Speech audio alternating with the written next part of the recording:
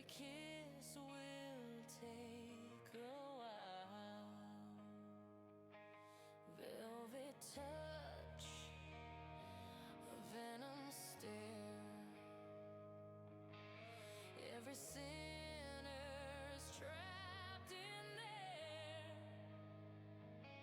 She's the fire in disguise, burning straight through your lies. Venus in flames, poison kiss.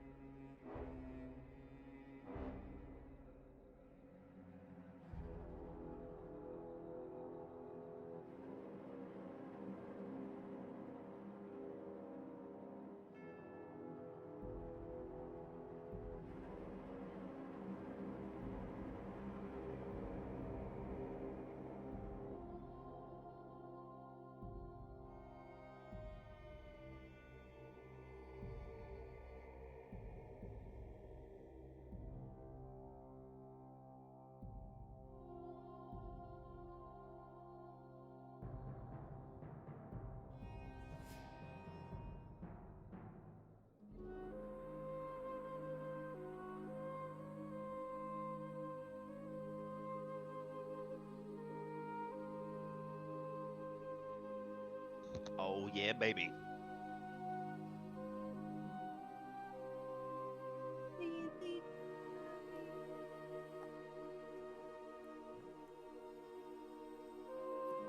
Ah, just ate. Good. All right. I'll make some coffee.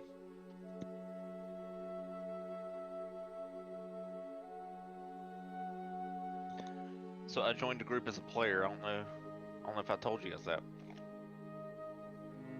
With the new DM? Yep. What type of character are you playing? It's cutting out. Can you?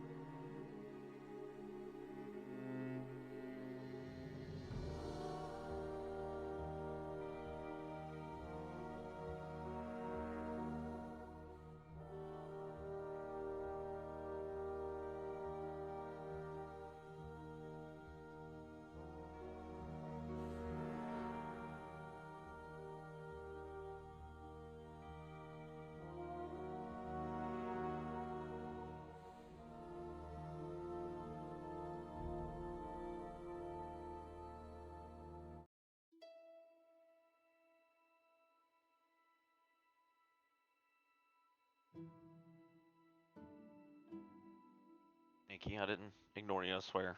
Protector Asimar, barbarian. Ooh, that's cool. You doing like Path of the Zealot, Path of the World Tree, something like that? I don't know yet. Wild magic, probably. That'd be cool.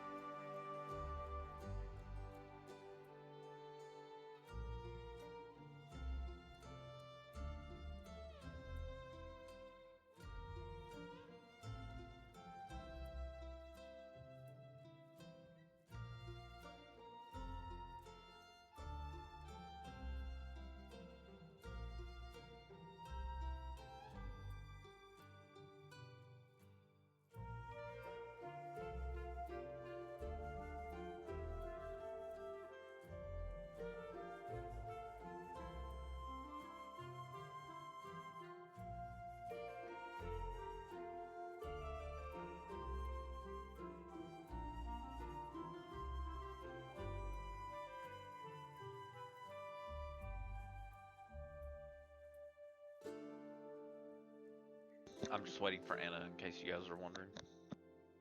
Oh, my laptop's just being slow, so it's almost done. Of course, we're waiting for Anna. I'm sorry, if my Alrighty. laptop is a piece of crap. So time for a new laptop. Woohoo! Hell, at this point, just buy a tower and then dedicate it to just mainly D&D stuff.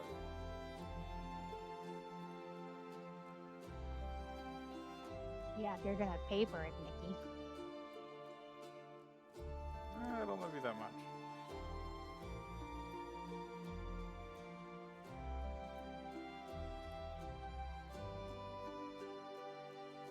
I was probably gonna wait and see if there were any good Black Friday deals on a better laptop, but even then, I don't know.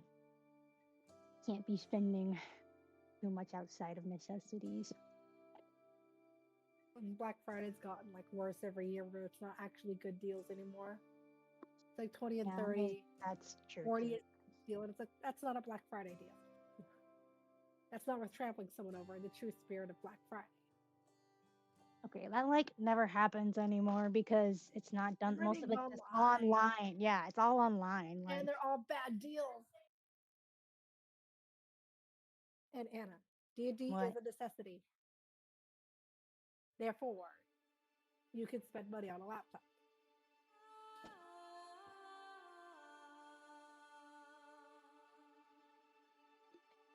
You need to live to spend money on a laptop. You need to see the maps that Cody takes us to that we're going to die at in like insanely good detail, so that when we die, you're like, okay, I'm gonna remember this map, and I'm gonna remember the layout. Oh, I still remember the map where Elsie died the first time. And probably if I saw it again for the second time she died, I will remember being re-traumatized by that. So, you need to see the map clearly. You're revisiting that trauma. I'm gonna pull out our other laptop that Richard normally uses, but since he's not here, I can use it. Probably runs faster. I just don't have my login information set up on him.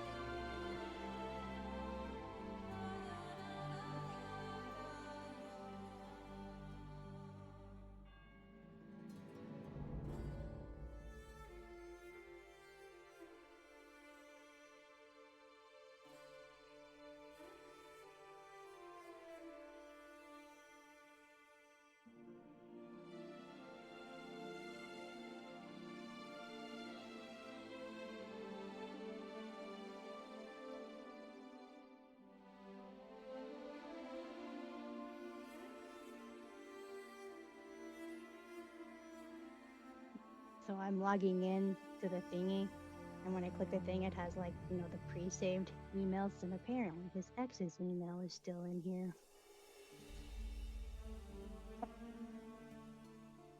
Still? I don't know, I guess it was just, well, I don't know why it would be in this, like, laptop or whatever. I don't know. It's just there. Don't know why.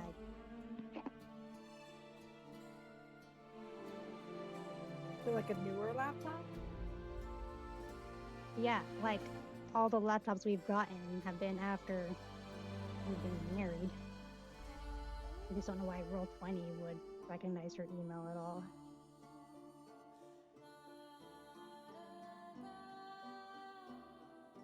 I'm sorry, I'm also pumping if you can hear it. Wait, no, I don't think we can. It's not picking up anything. Well, cool. So you're good on that.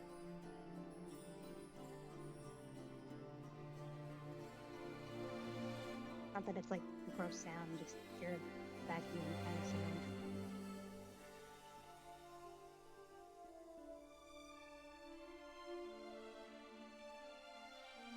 Okay, I should be.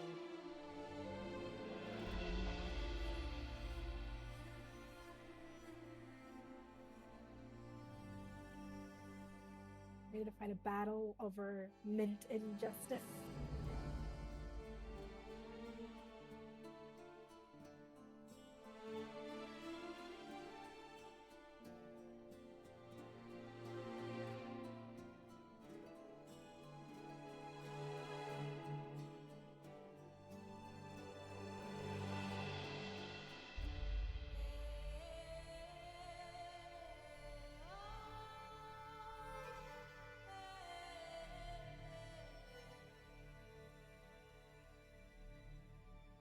should be good now.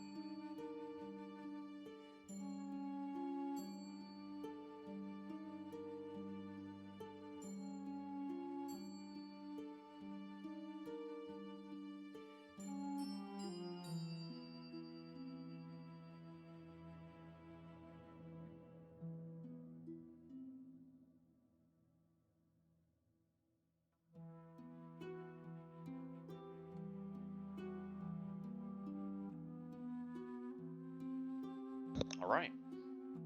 So, are we all ready?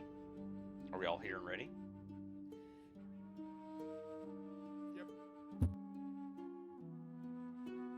I think we're all ready over on this end. Then, if that's the case, let's do our recap.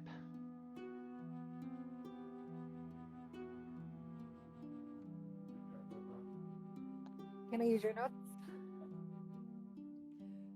I will start taking notes again. I have been really bad about it.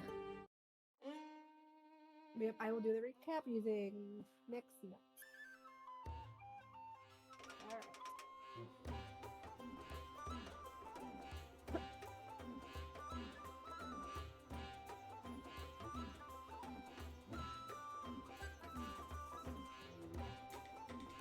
Alright.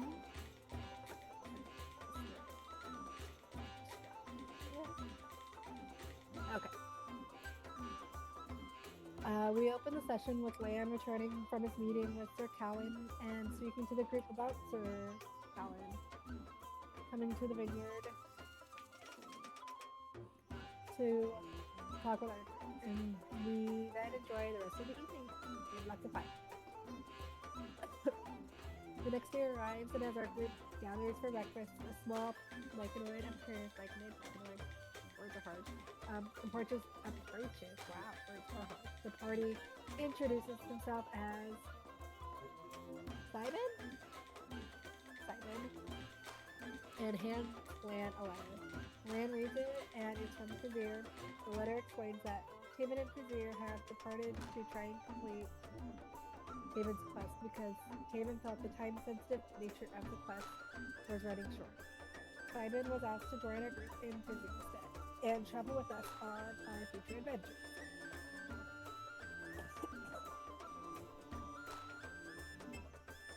Larry Thane arrives shortly after Lan finishes reading the letter. She greets everyone warmly and also suggests we attend the feast tonight, saying she is to act as our escort and chaperone for the feast, and to act as a bodyguard against these spirits. The party spends the next several hours before the feast, doing some shopping around town, and then everyone eventually meets back up and heads to the feast. We enter the feast and are introduced as heroes, and we receive cheers and congratulations. And we spread out and mingle with everyone in there. At one point, Lan approaches Princess Liara and greets her with a nod of the head. Liara claims to feel regret and shame regarding her actions during our previous encounter and a desire to make amends. Lan did an inside check and reveals that Liara is telling the truth, and he tells her that her redemption is an ode to him and looks towards Ezekiel. He then warns her that her proof better be free indeed, and then Lan locks it. Ezekiel also approaches the princess and exchanges words with her, potentially starting to repair bridges between them. And right at the end of the session, Thera arrives at the base. Yeah. End of session. Alright, accept 1d10 of inspiration Yeah. Cool. as we begin. And before we begin, I want to say something funny. Well, not really. It's really not that funny, but I thought it was funny a couple nights ago when I pulled it. So, Anna, you'll get a kick out of this. So, there's a Tabaxi that joined our group as a player. And it's Lost Mine of Found Elver. I'm pretty sure you did that one with us, right, Anna? In terms of like its subclass or what? No, What are you talking about? the campaign. Which one? Anyways, it was Lost Mine We of Found did Elver. It's a Icewind module. Dale. We didn't do Lost One. Gotcha. Well, anyways, they're using a Tabaxi Ranger, and their Ah. name is Bean. So my character, as soon as I walked over to the table to ask them to help me rescue Gundren, I was like, Bean. So, is that Bean as in toe bean, or no? And it got quite the laughter. It's a lot funnier if you were there. Anyways, I know I'm trash. It's not that funny. It is funny that we're also called Bean, just a little bit different. Tabaxi Ranger named Bean. It's a good player though. Anyways, let's move on with our session, right? Now that I completely derailed the recap and brought up something retarded. You all are... Something that was already derailed, because it was me doing it. Alright.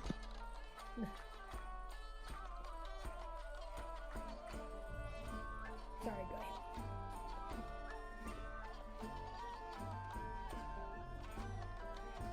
You're good? So the hall is loud, right? With laughter.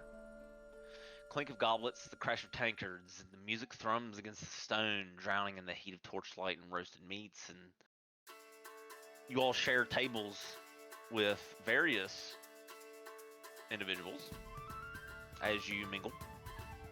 The great doors groan open and the cold air rushes in. Well, it's not cold, it's like a fall sort of weather. Fall season's starting to roll in a little heavier. A shadow stretched along as a single figure crosses the threshold. Tall, cloaked in black silks, edged with steel, silver white hair, a stark crown against the gloom. Whispers ripple down the hall. The shade of Silkless, Kathira. Her boots strike sound with the rhythm of a death knell. She ignores the guards bristling at her sides, her eyes pale as knives. Look at Mara and stares Mara down as she passes her. The revelry dies in a heartbeat, even the musicians falter. She stops at the edge of the torchlight, pulls back her hood, and speaks in a voice sharp enough to cut the silence. I should have come to kill you, Mara.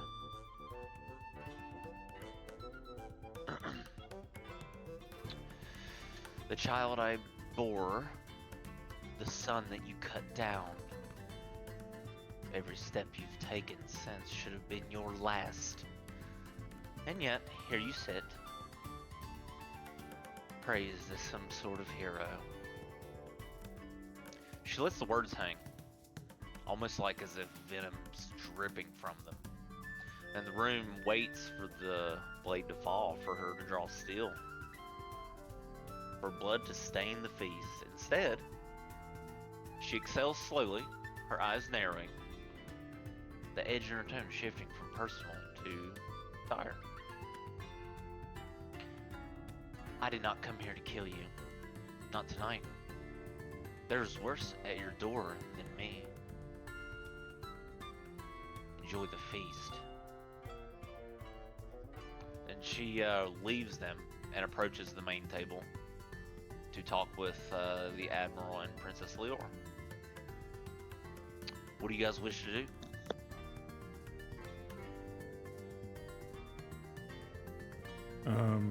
Lan is going to start heading outside at the mention of his name in his head, and he recognizes the ascending spell of some kind, and it's asking him to come outside. So he's kind of meandering his way over there, not trying to like rush or make it look, urgent or anything, but just kind of strolling outside. And the other members of the group that he passes, like over here and stuff, they'll just kind of tell him like, yeah, I just got to step outside real quick, I'll be right back. And then Lan will go outside.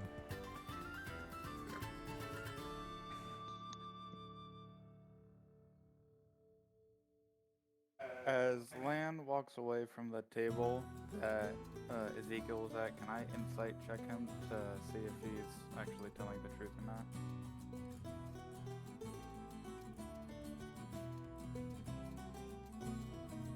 Sure, go ahead.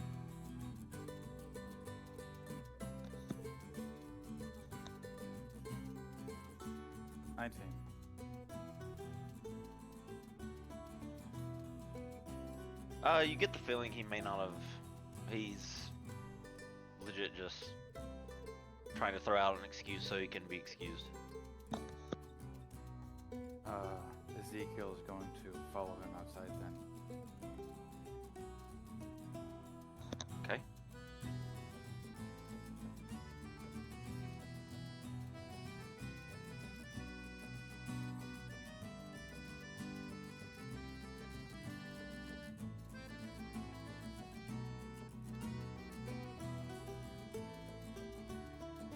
Aspen's gonna be slowly just work up to Mara, just to check on her and see what she's doing with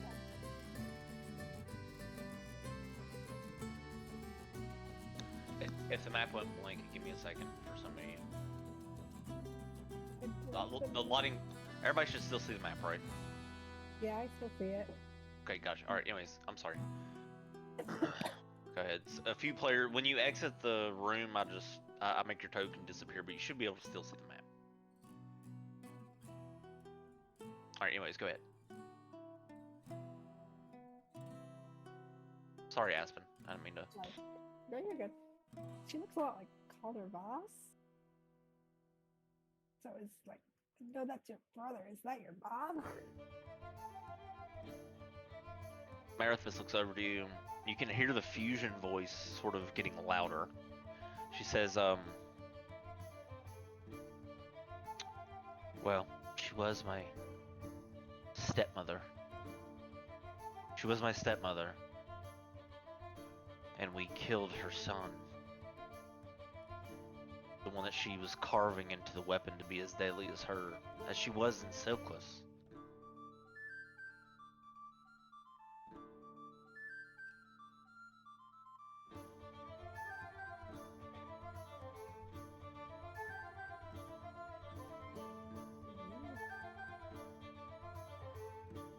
You need to give her the Calder Voss treatment of what we did? Or what you did, I guess. Is she to be trusted, or is she just super mean? Well, she's untouchable, if you want me to be honest with you right now.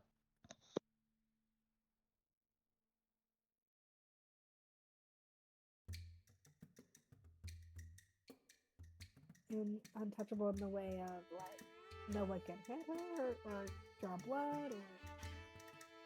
In what way is she untouchable? Untouchable as in... Untouchable as in the environment, Aspen. We can't spill blood in this hall. As angry as I am at seeing her, and I'm a little more terrified, Marithis says as she looks over to you. I'm actually a lot more terrified to see her than I am angry. So we drag her up, not spilling blood. Drag her out. Once she's on the steps, she's outside. Draw blood. Woohoo! Plan. Marithos looks around, and then she takes a drink from her mug and then looks back at Aspen. Even with all of us, there's no way we could do that. All of these people here love her, by the way. And Marithos looks around, and you do see that she is received pretty warmly here. As a matter of fact, everybody at the table up here, she is hugged.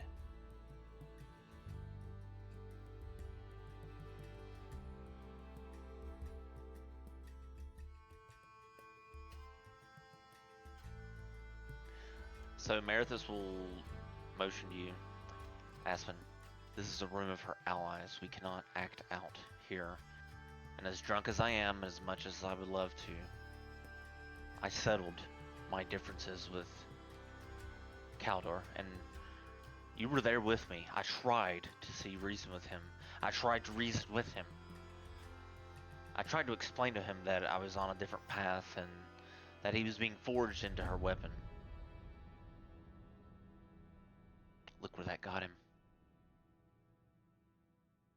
And she steps up next to you and will grab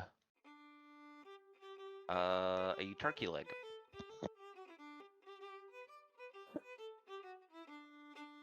Alright, if that's what you want, then we can leave her alone. Say the word. Oh, Aspen, I'm not your guardian.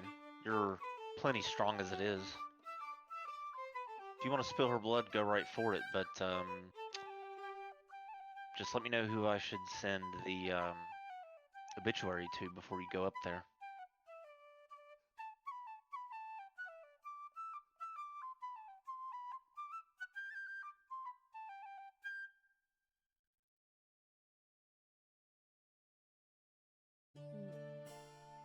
Obituary needed. I won't die to her. Mara looks at Aspen and puts an arm around your shoulder, Aspen. Look, this feast is still about us. We are the heroes here. And I know that's rich coming from me, but I drink a lot of ale on the waters, you see, and I'm not nearly as drunk as I appear to be when I'm hanging and mingling with groups of people that I just want to like me so that I can use them. And then she sort of motions with the mug in her hand around to all the other tables where all these other people are sitting. Because before all this, you saw her erupting with laughter and carrying on and drinking and clanking mugs with with different tables and stuff. She's speaking to you as drunk as she may smell and seem.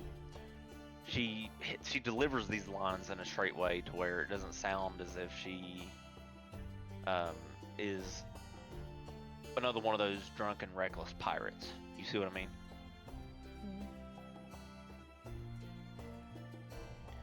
And she'll look back at you and say, just look, remember, she apparently thinks that I killed him, as far as we know, based on what she just said. So let's just leave it at that and make sure the rest of the party doesn't get dragged into this. Don't tell her for Cuppa delivered the finishing blow.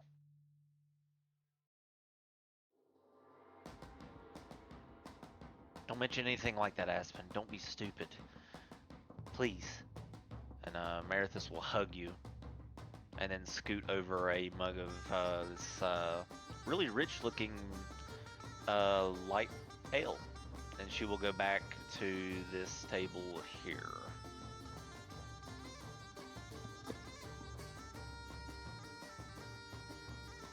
I just have to be stupid, but I may not always be smart.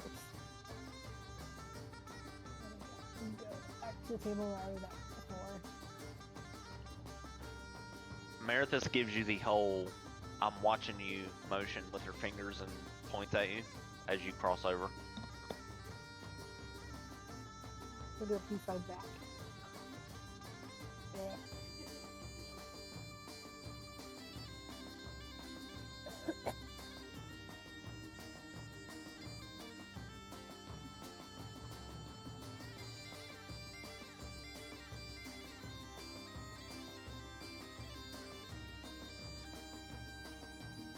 All right, so with that, we cut to the outside of the land. When you exit, the door is shut behind you. You look around for the source of the whisper. Go ahead. Coming out the side behind land, you will find a young guy, about 20 years old, about 5'10" in build, about 180 pounds or so, black hair, and he says, Land, I need to speak with you.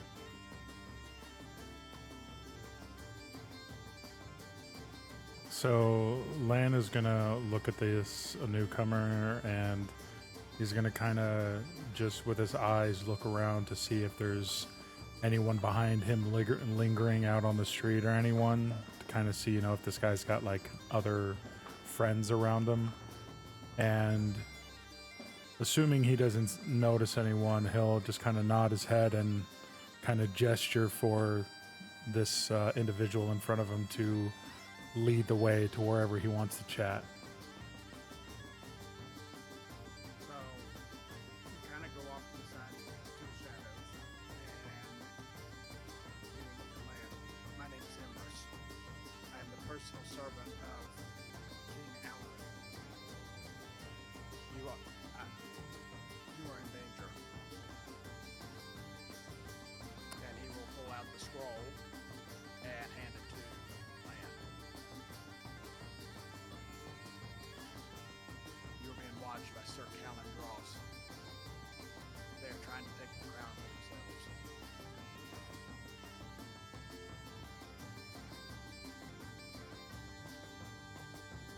So Lan is just gonna, at the mention of you're in danger, Lan is just gonna kind of smirk with the like, tell me something I don't know kind of look on his face, and then he'll kind of raise an eyebrow when Emrys says that about Sir Callan, and then he's gonna open the scroll and start reading it.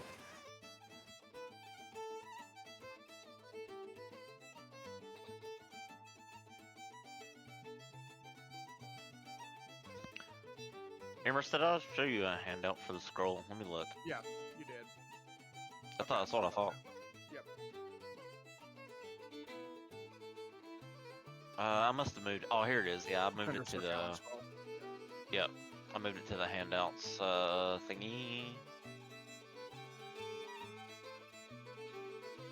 I'll just go ahead and send it to put it in all players because I don't want to sit here and waste time doing all that.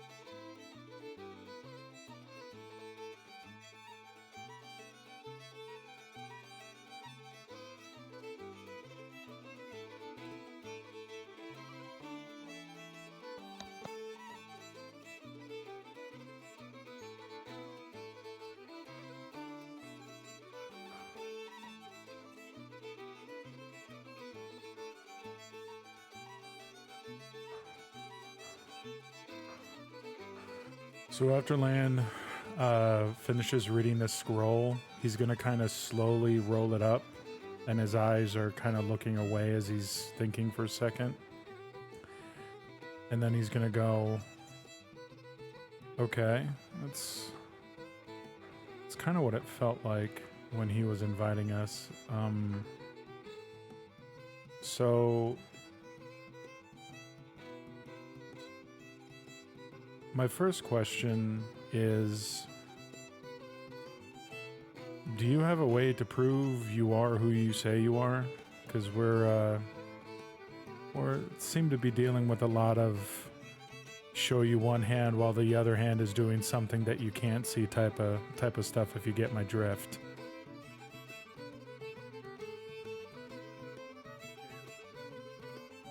Emrys will pull out a necklace with the royal seal on it. And only the members of the royal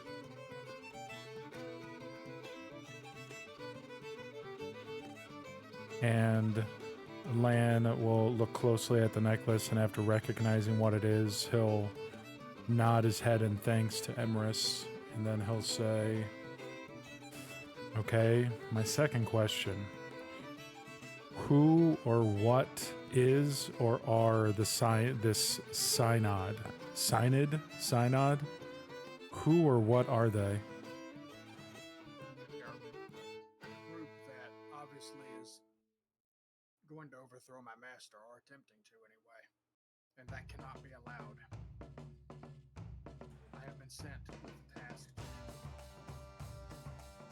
help uncover who is behind this and the help.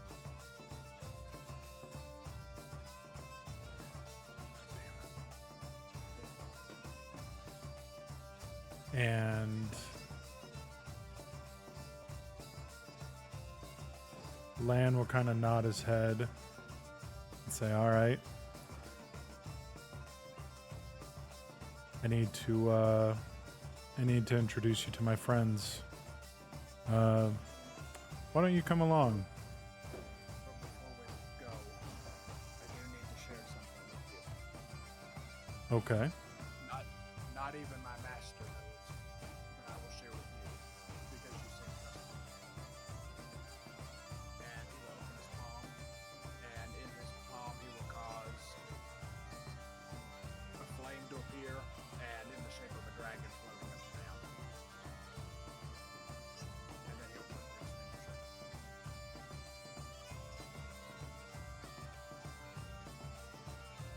in. This is Eh. how I will help. So you're a magic user of some kind. Not just a magic user. I'm a dragon lord. And Lan is just going to kind of slowly blink a couple times. I'm sorry, my dear friend, and he'll lean in a little bit. Did you say you're a dragonborn? Because if you are, that's a fantastic disguise. Or did you say Not a that... lord. I'm a lord of dragons. See, that's what I thought you said.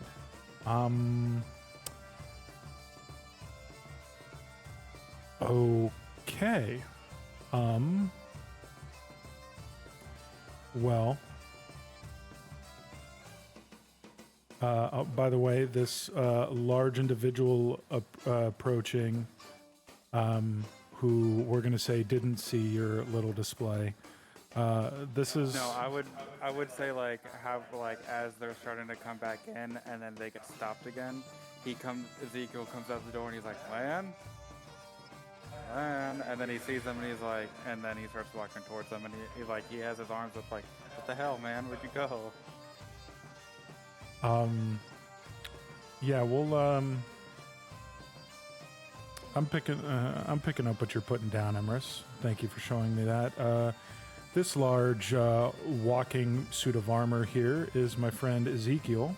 He's one of the members of the group.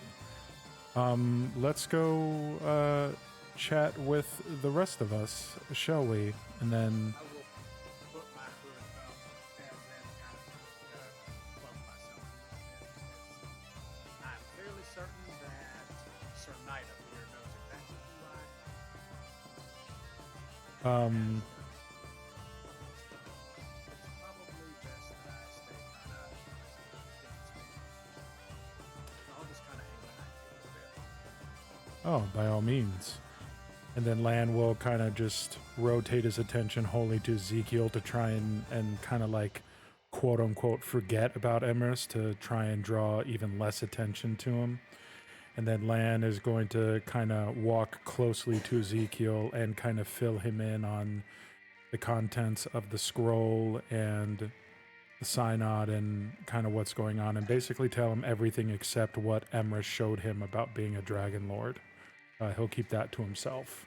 But everything else he'll kind of fill in Ezekiel on and say, as they enter back into the hall, he'll kind of point Ezekiel to like this side of this row over here on the left side of the hall.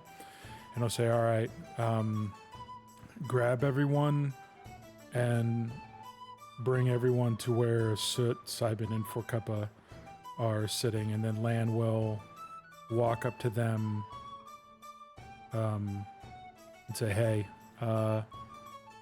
group meeting real quick. Don't move. I'll be right back with the others.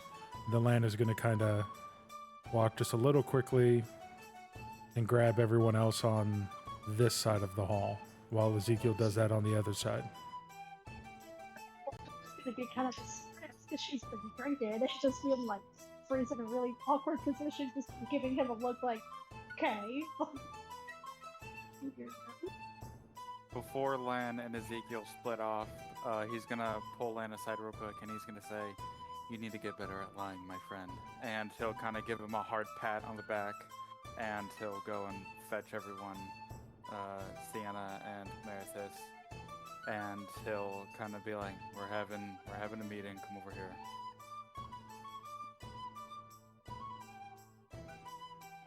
But the party's just getting started. Yeah, I know. Could I this know. meeting be an No email play. later?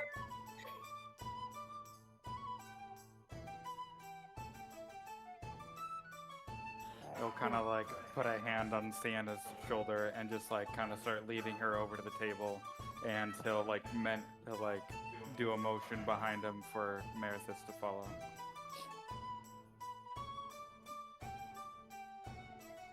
Okay. Mara will roll her eyes and then follow over. I'll sit over next to Soot.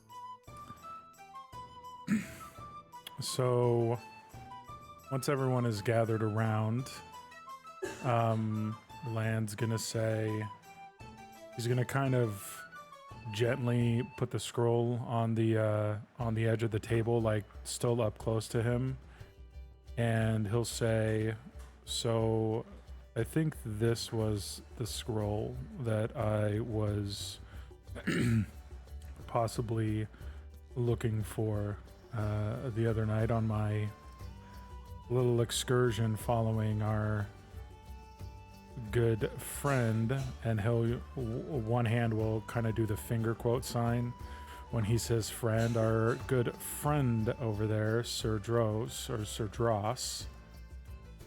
I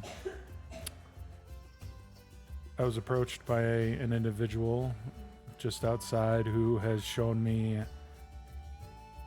irrefutable proof that he is working on behalf of the Evanthorn King, and to, I'm sure, what is going to be the complete and utter lack of surprise and shock to all of us here, we are in danger, and we are being targeted by nefarious forces. Forkuppa's gonna raise a finger and go, are we ever not? That's Is it- asking. Ezekiel's gonna pick up a mug off the table and kind of burp and be like, "What else is new?" And then he'll kind of take a swig. Well, apparently this has to do with a plan to overthrow the king of Evanthorn.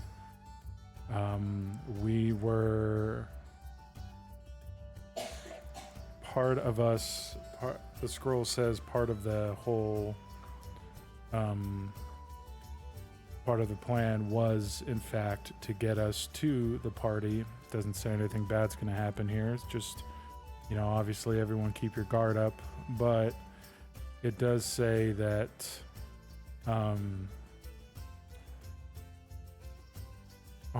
in particular note, it says to monitor our or observe our temperaments, our divisions, if we have any amongst us, and our loyalties, and in particular our willingness to remain in Breinhold's service is to be gauged and monitored.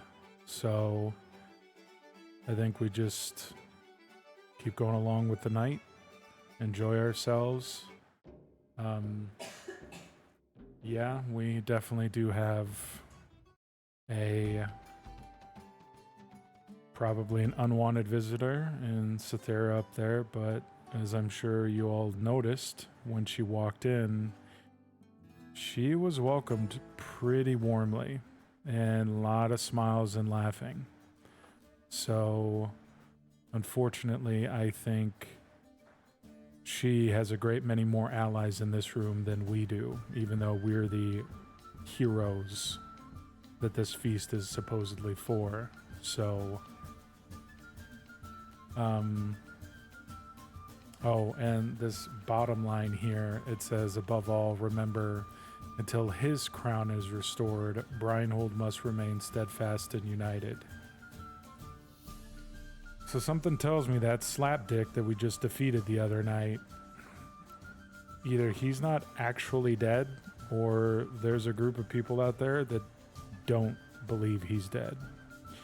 Either way, keep your guard up tonight.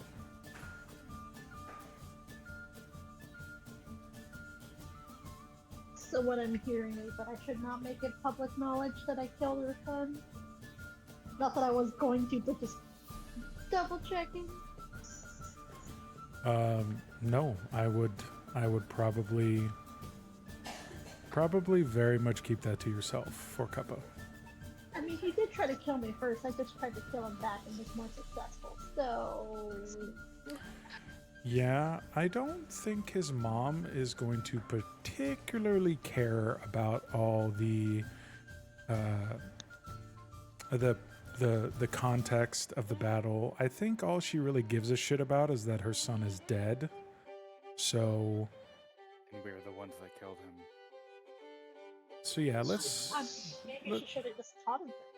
This is poor Kappa being a little tipsy, not in confidence kind of thing, but yes, Lan- should have taught him better. Lana's gonna gently reach across and, like, with one finger push For Cuppa's mug closer to her mouth and say, For Cuppa, just keep drinking. And then he'll give the thumbs up. And he'll kind of look around to see if anyone else has anything to say about the matter.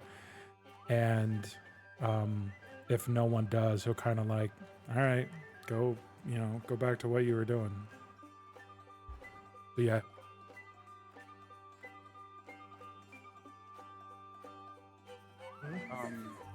Ezekiel is going to look at Lyriel and he's going to ask, how long is this feast supposed to last for?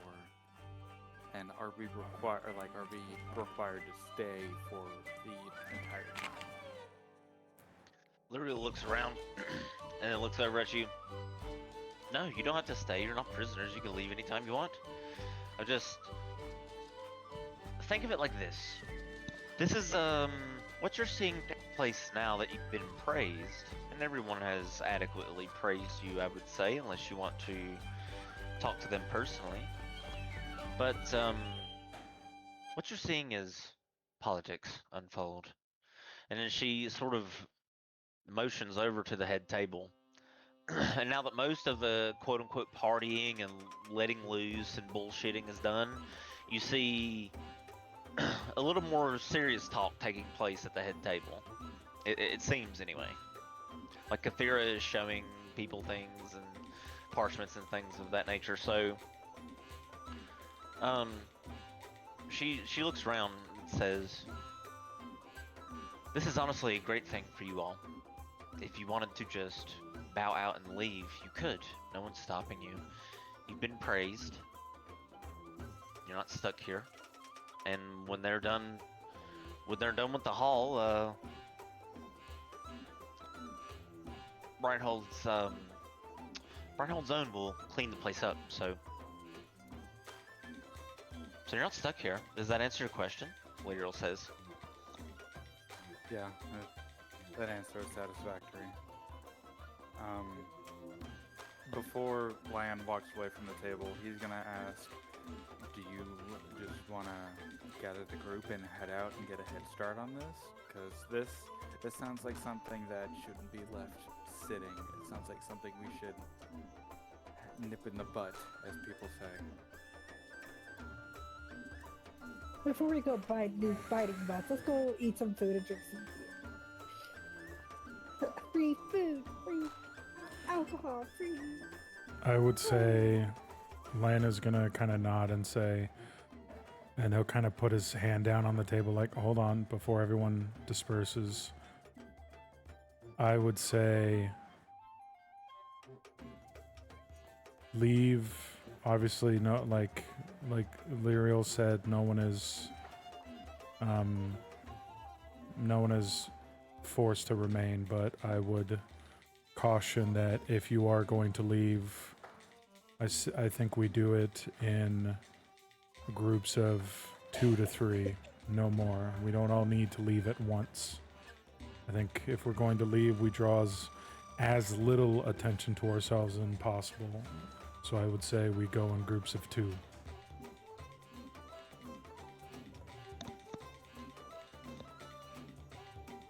Meredith nods. An inconspicuous exit, yes, that would be smart.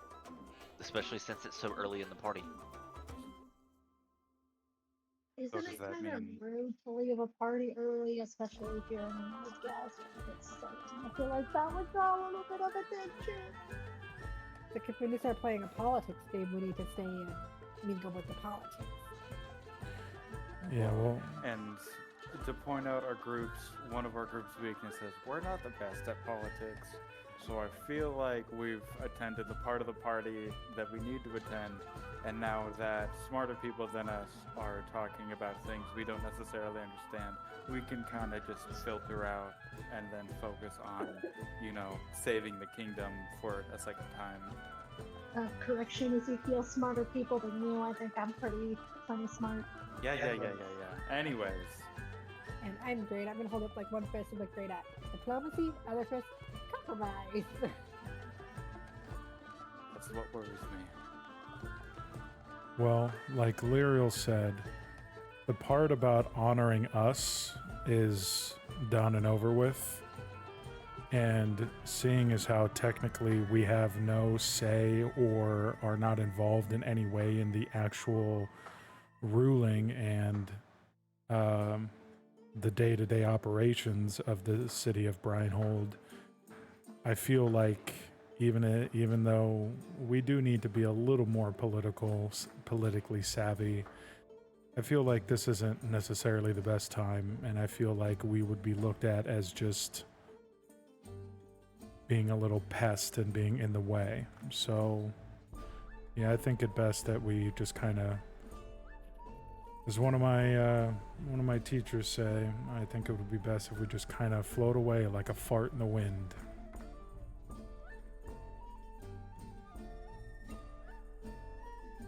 Or couple will volunteer to be in the last group that leaves the party because he wants to keep in of the free stuff as much as possible.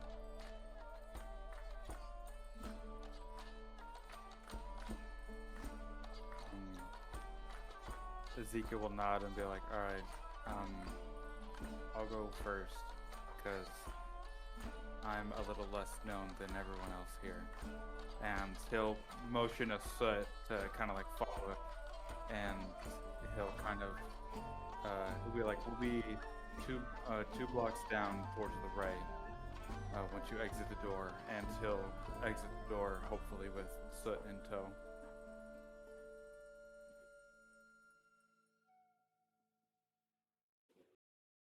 I feel like someone want to stay. I feel like someone want to stay. I'm pretty.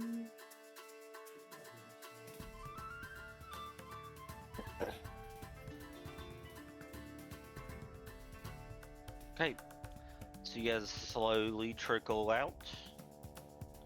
Lyriel will go run to the people that she thinks you may have wanted to have a good relationship with. She will go run cover.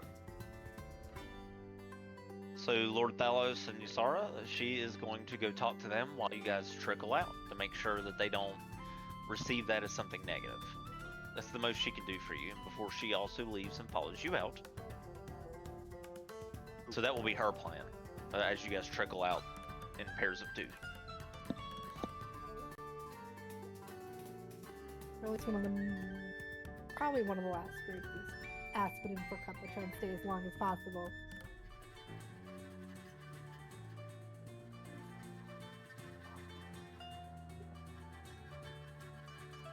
Lan and Emrys will be the group just before Aspen and Forcupa. And Lan will just kind of mutter out of the side of his mouth. Remember, a couple blocks down on the right-hand side after you go out the doors and take a right. And then Lan and Emrys will head out.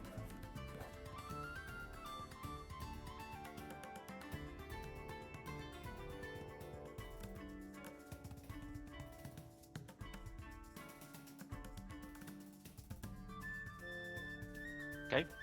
So is the whole party leaving? Is that it? Pretty much? Eventually? Is that what I'm getting? I would say so, yeah. Okay. So you guys slowly make your exit. Very gracefully. Nobody... As you exit, nobody seems to be pointing at the door or snickering or anything like that. The guards, very... very, graciously open the door for you and slowly close on your exit and wish for you to have a good night.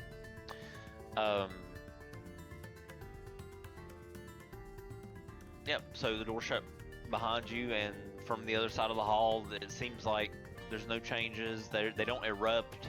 You don't hear any reactions upon you leaving in any sort of dramatic manner.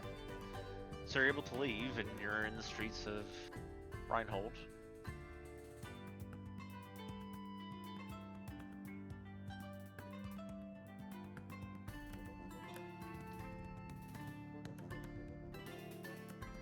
So now what?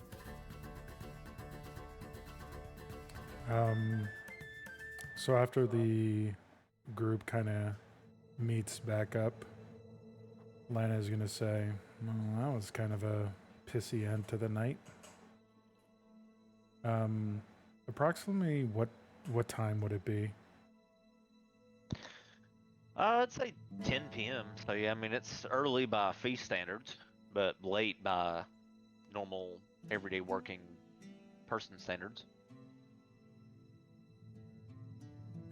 Well, we all know that the inn we're staying at. I want to take my time heading back there, and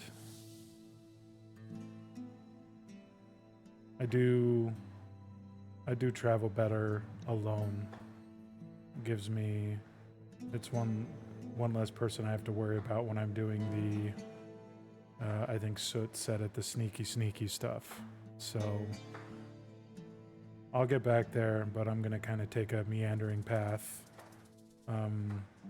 Before I go any farther, if I didn't, everyone, this is Emrys. This is everyone. You already met the big guy, Ezekiel, and then Lan will point out everyone and naming them and introducing everyone. Ezekiel will go in for a very strong handshake. Emrys will return the handshake.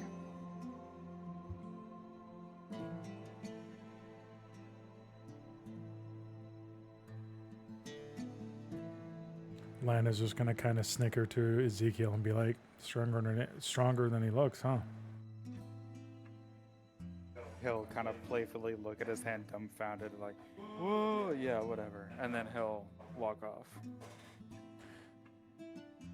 All right, well, if y'all want to follow Ezekiel over there, like I said, I'll get there. I'm just going to take a little bit of a different path. And then Lan will kind of nod his farewell to everyone, and he'll kind of head off in a different direction than Ezekiel went.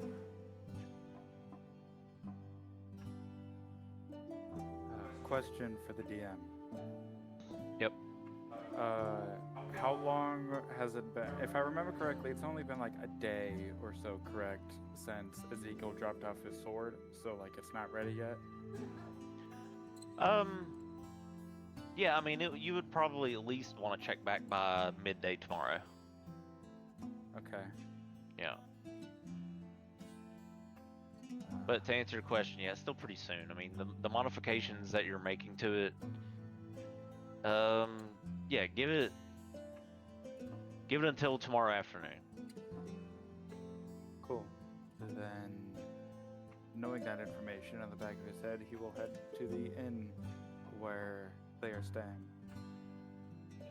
Okay.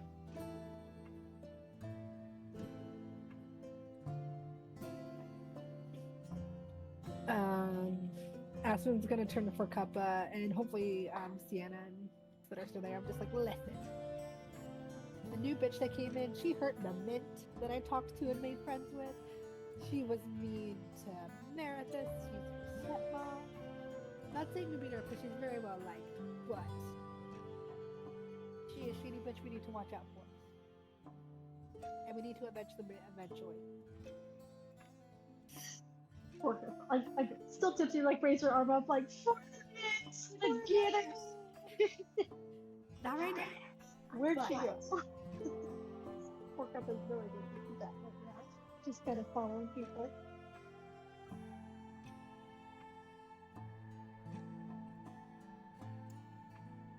Yeah, they were saying she was doing all sorts of shady things and stepping on mint and hurting. So definitely keep an eye on her.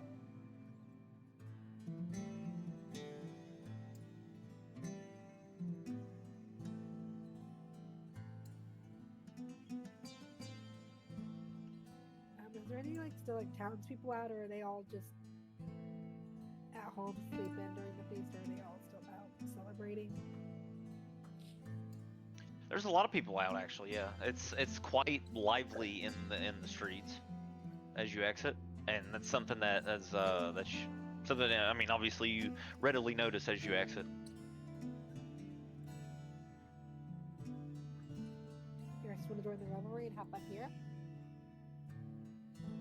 Yeah. Girls' night. Girls' night pub. Right, girls' night pub crawl. Woo.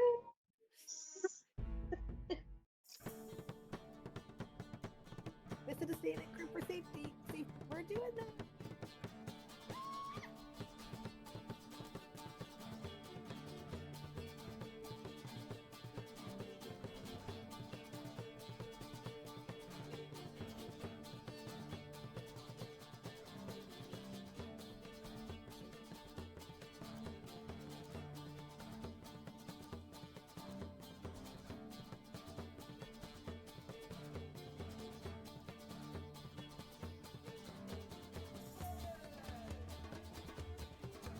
Kona, what did they report? We hung out and drank and hung out with the townspeople.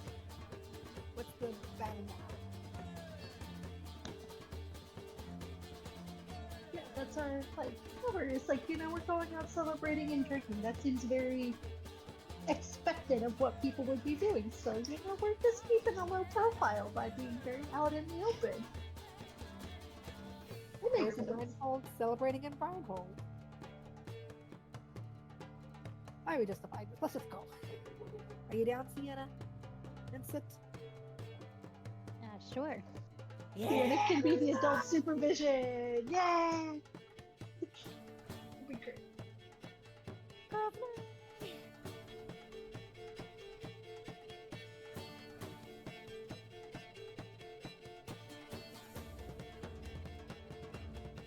sure we'll be doing it until it's late.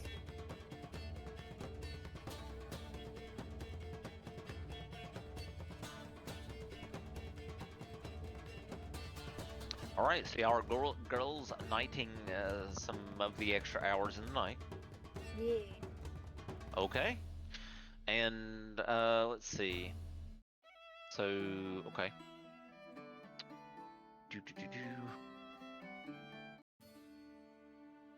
Are you doing anything in specific? Like, are you shopping or just kind of for flavor, just partying it up? Flavor, partying it up, just with the townspeople that are still out and celebrating. Okay.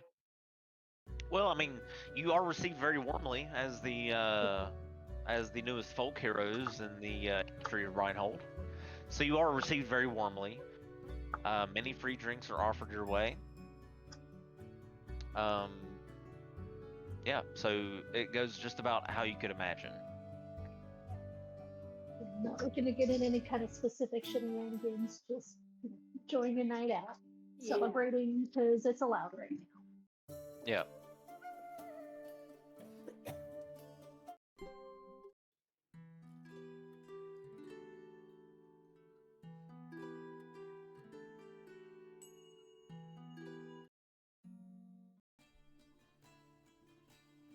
So yeah, I'm sure we would eventually just go back to the inn and crash. Yeah. Okay. Okay, so as you go back to the inn and decide to end for the evening, we will cut to Lan, who has made his way to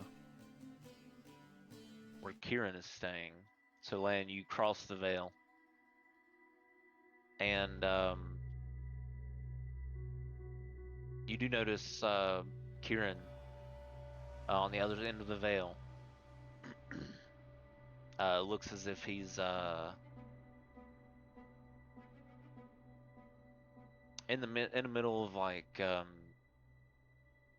doing some alchemy.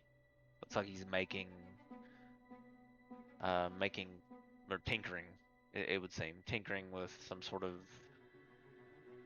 item, like this pouch he's filling with different powders and so forth. As you walk in, he looks over his shoulder. Ah, well, I'm going to be honest. I thought you'd be partying still. I heard they were throwing quite the celebration. He looks over and he says, "Lan, you missed a fine show. The word is the whole city watched your lot drink and bow, and then you walked out. Bold. Tell me, was it mandate business or just hero's pride?" Um, I'm not exactly sure. Sathira showing up was definitely a damper, put a little bit of a damper on the party. Especially seeing how warmly she was greeted at the party, and it definitely showed me that we did not have nearly as many allies and friends in that building as we maybe hoped that we did. And then, interesting enough, I was approached by one of the king's own personal royal spies, I guess, and yes, he showed me the necklace that that esteemed group wears, so I don't know what else to do but take him at his word, but he showed me a scroll, and at this point Lan has kind of walked up to the table that Kieran's at, and he'll take the scroll out and kind of place it on the table for Kieran to read at his leisure. And he'll say, and to the complete and utter lack of surprise, once again, my friends and I are in danger. I know. Shocking, isn't it?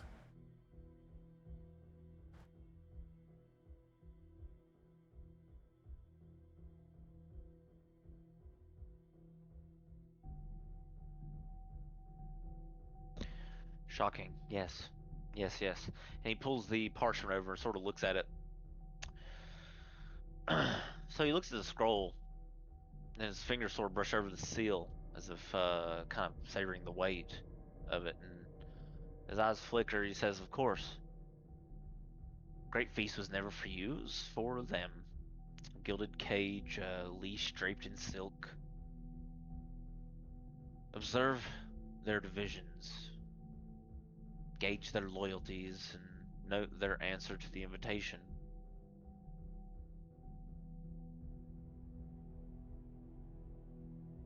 You were never guests, Lan. You were suspects.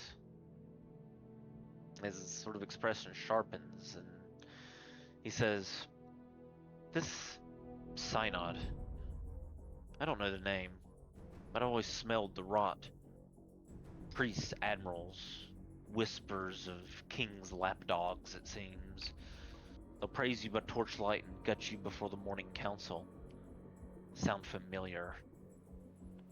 Very much like our own mandate. So, yes, you're in danger." He hands the parchment back and says, "Again, always. The question isn't whether danger follows you. The question is, when the knives come out, will you stand with them, the synod, or with us on the side of the mandate?"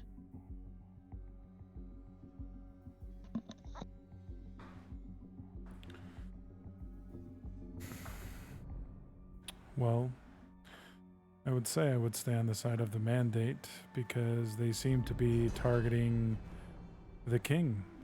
I can't remember. Did Kieran say the king was his father or his stepfather? Uh, he's the king is his actual father, yeah, for sure. Okay, He's like a bastard son. gotcha. So then Lan will say, especially because it seems like they're going to overthrow your dear old dad.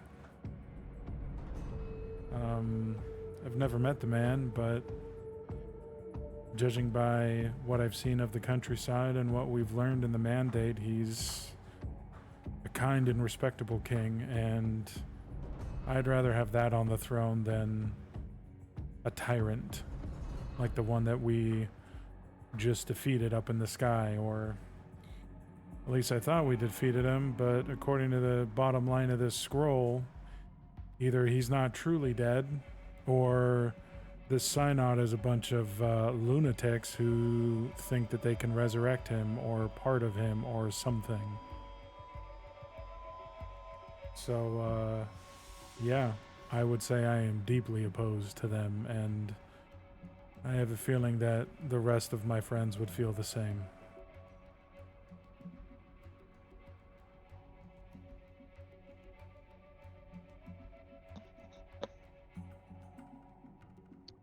I can only imagine what Kathira must have been there for. Everyone, well, not everyone, but I'm sure many of the people in this room know that she is a finger of the mandate. She is one of the 5. I'm sure they knew this. Maybe not. That's my question. What was she doing? Meeting up with these synods, if that's who we are to assume was there at the feast hosting you.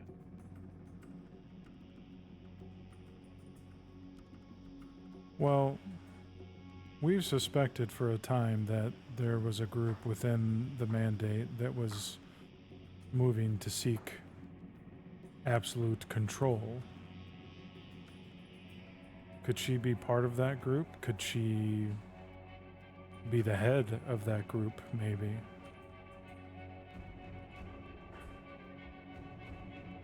He shrugs and says, "No idea.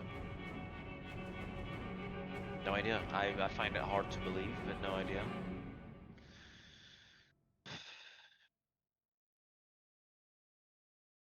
It's hard to know if this is something that is happening for the first time, or with how secretly we operate, it's difficult to consider whether this may not be some sort of tactic.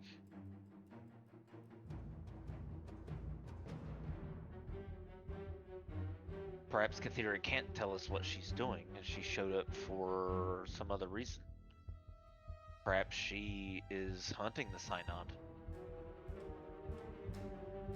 It's hard to tell. The legend of the Shade of Silkless is shrouded in mystery on how she carried out her kills. So it's hard to tell. After all, no one has stayed alive that's been able to tell us that they were killed by one of the beheading members of the Mandate.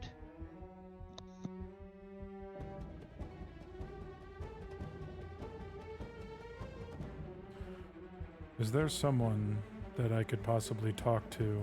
Someone who's been around within the Mandate, who's been around a long time and would perhaps know its history better than any other? I'm not talking about the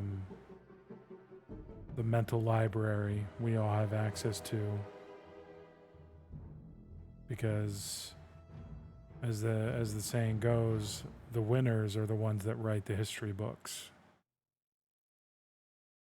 Do you know of someone who I could talk to?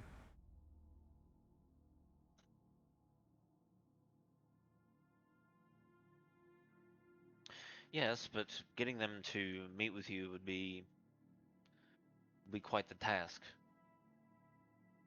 But I'll try. I would appreciate that.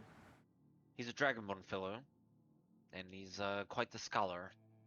If anyone has recorded history, then it will be him. Don't worry about contacting him, he will contact you. Lan will just kind of smirk at that.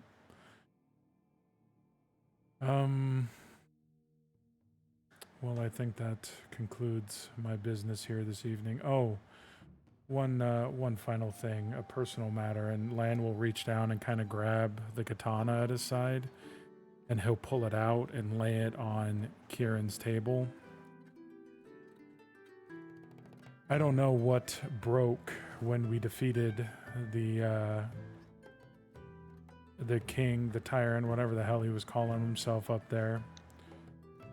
But ever since his defeat, these weapons no longer seem to hold the power that they once did. And it seems with that power came, what was also taken was the knowledge on how to properly wield a weapon like this. And I am loath to admit that I don't know how to use that sword anymore without looking like a damn fool. Do you happen to have a trustworthy weaponsmith in this town, or one that you know of that I could perhaps get a new sword from?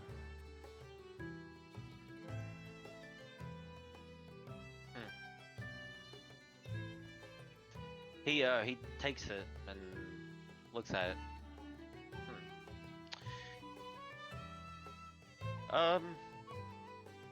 Are you unarmed entirely right now?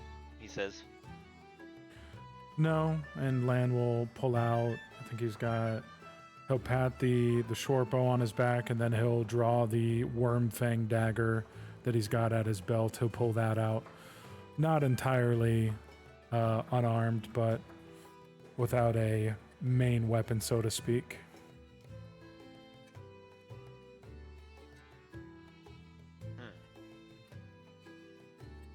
Well then, let's see that you're equipped before you leave then, shall we? Follow me to the armory, Kieran says. Lan will follow. Alright, and so, Batman style, he goes over to this little piano and hits 3 little keys in this sort of, this scroll casing, so shakes loose and dust sort of falls from the crack, and bookcase slides open. He steps inwards, and this light from overhead lights up, and he motions for you to join him into the this little shaft-like elevator-looking thing. Lan will join. All right. The bookcase closes, and the gate behind it shuts, and you begin to sort of lower very dramatically as the lights sort of illuminate the tunnel on the way down. You stop and you exit, and he sort of leads you out as these torchlights illuminate this hallway of weaponry. A proper shade always has their own armory set up when they are introduced to whatever hub they're operating in, Kieran will say. Welcome to my armory. And he sort of just motions around to it. Lan is going to wander, and he's going to look for any rapiers that Kieran might have in the armory.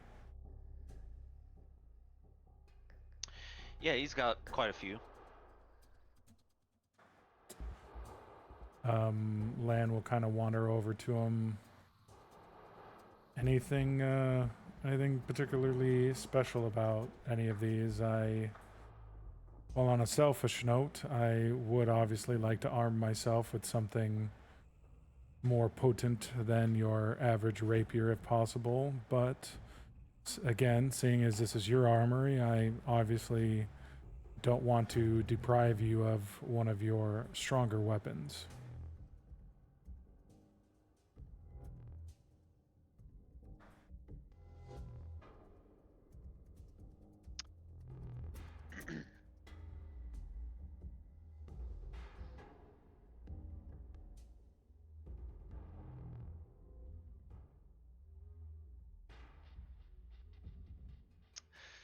So he'll toss you a rapier, and see if you like it.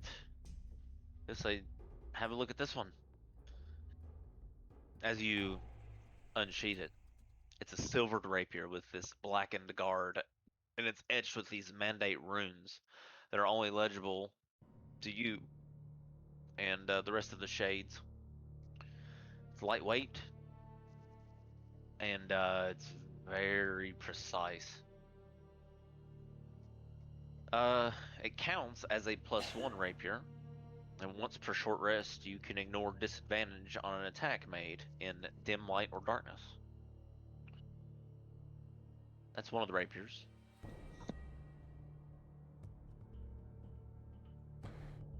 Lan will nod appreciatively as he kind of gives this one a couple test swings and feels the grip in his hand.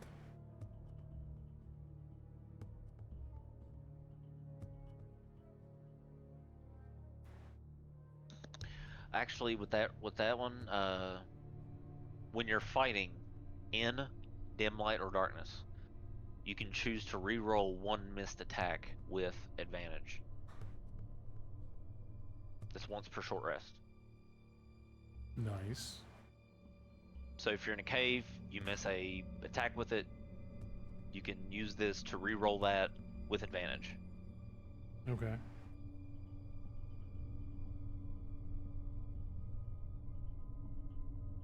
So there's one, that's one of the rapiers he has, but he has a bunch of other weapons as well. I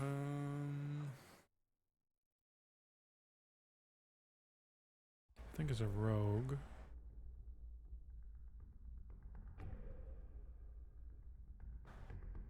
Let's see.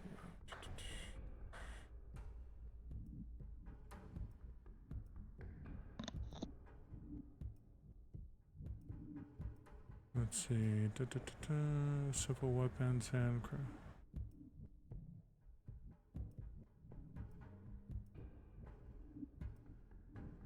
Oh, it does say I can use long swords. That's weird. I didn't think rogues could use long swords. Could be a subclass thing.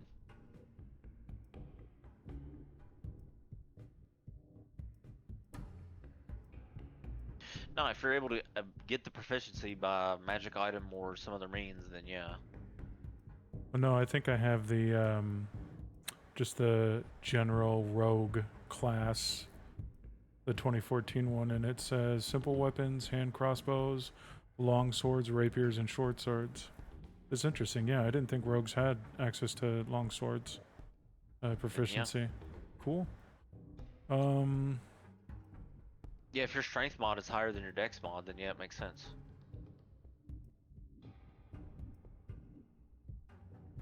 So if I was to continue to use the katana, it would be dependent on my strength then instead of my dexterity? Correct. Okay. Now, if you wanted that to be different, you'd have to be like a monk, so you could designate weapon a monk weapon. Okay. Gotcha. Well, then... Like quarterstaff is normally strength, but a monk designates it monk weapon comes dexterity, something like that. Gotcha. Or you can get like a magic item like gloves of longsword proficiency, for example, just as an example. Like for a rogue, like the gloves of whatever the gloves are that give you longbow proficiency. It's like gloves of something. Yeah, There's that's right. That's one way to do it. Like yeah. if an item gives you the proficiency as well, it's one way. Yeah, I think that's gonna be something Land's hunting for. Yeah, Land will yeah, his dex is much higher than his strength. So Land he'll kind of go through a couple quick movements with the rapier, just kind of getting a feel for it. And then he'll turn to Kieran and kind of salute with the rapier and then kind of flick it down and say, and he'll resheath it and he'll say, well, if you're so willing, I will gladly take it. It's, I must have hit my head on the elevator right down because I remembered I do know how to use the long sword up there, but I'm a lot better with something like this. And he'll pat the rapier as he says that.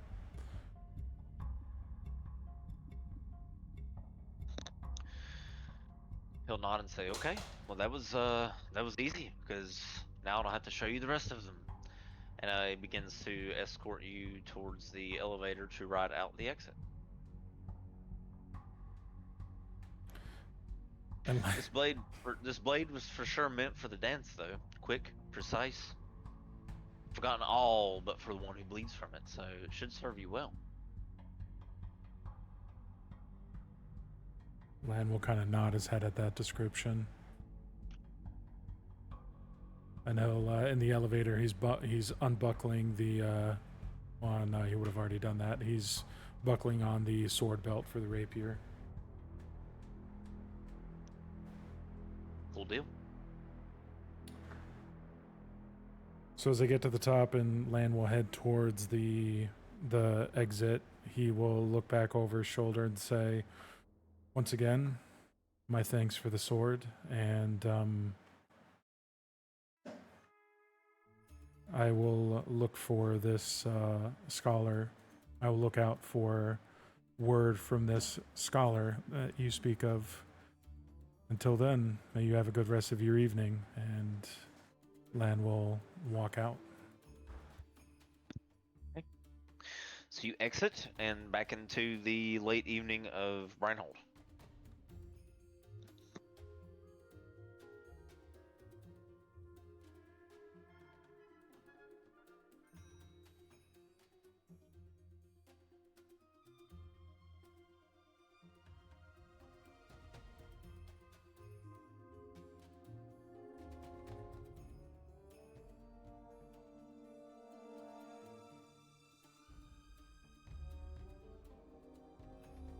Does Lan want to join girls' night?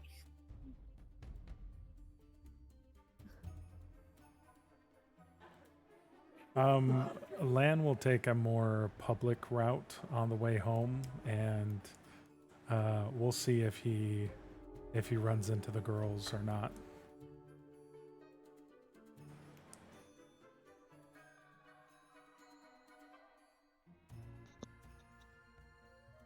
The blade gleams in the moonlight, but right before you sheath it very beautifully, and then you begin to look for them. So yeah, I would say that you eventually do find them. It takes you around 30 minutes to find them,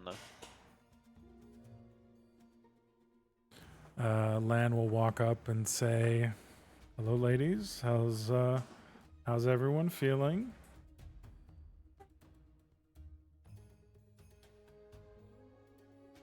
Imagine they're both just absolutely shit-faced.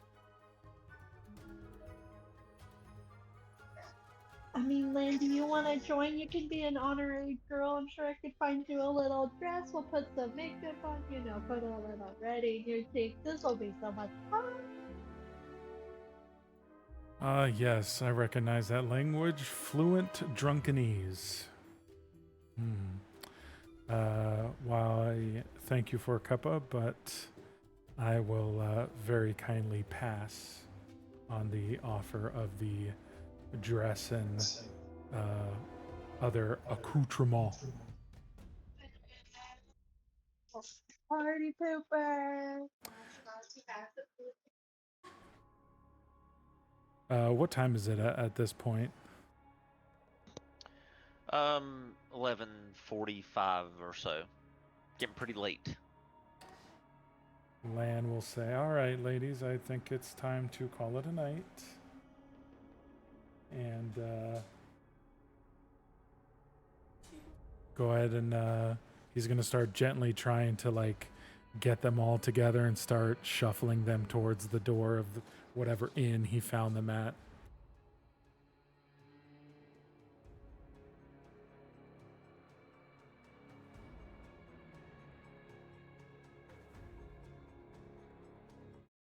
Okay.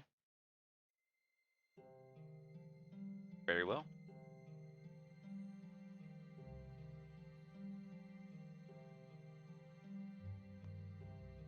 Putting the rapier +1 on your sheet.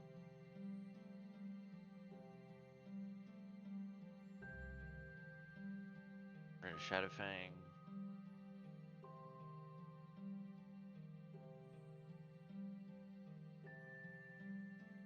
There we go.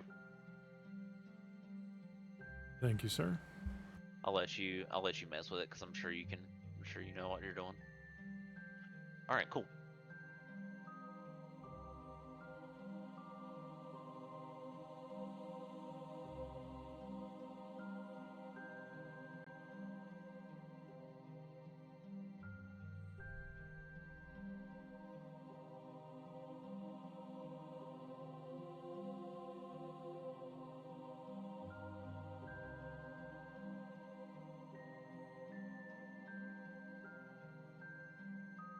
All right. So if there's nothing that really happens, then I would say that you guys get your long rest before the next day, unless you want to do anything wild and crazy overnight. But I would say you successfully get a long rest and wake up the next day.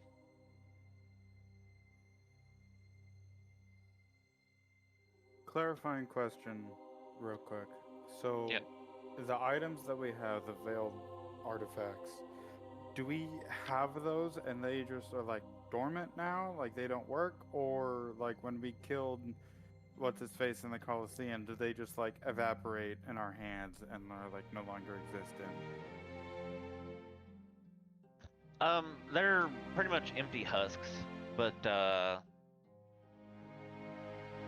mean, I would say that they're the ones that were weapons. They're still blades. They're just there's nothing special about them anymore. So like the Aegis that Ezekiel has, is that just like tucked in his pocket, or is that like gone? I would say it just fell on the ground. Okay.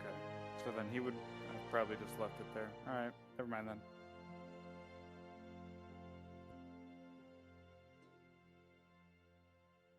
Okay. Very well.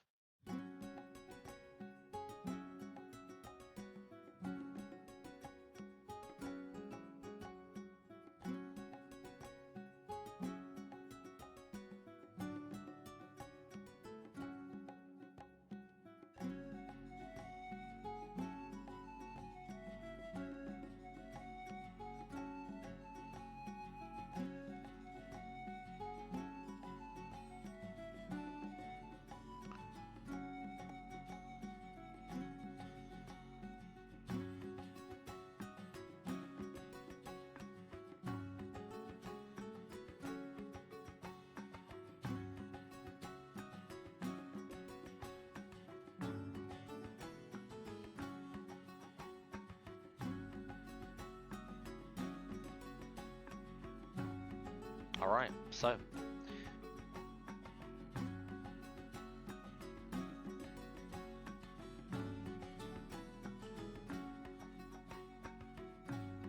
give me just a second. I'm gonna go to the restroom real fast.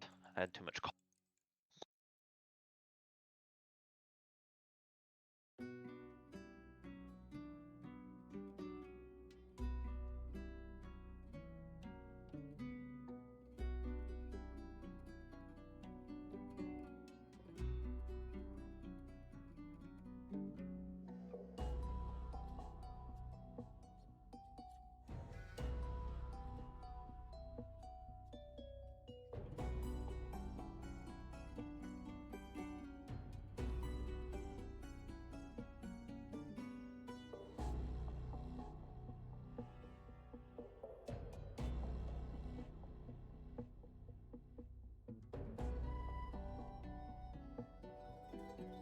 All right. What are you guys doing after you wake up the next day?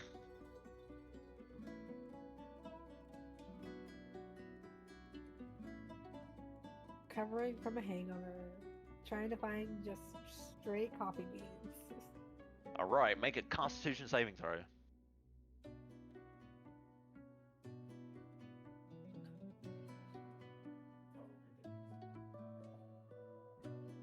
All right.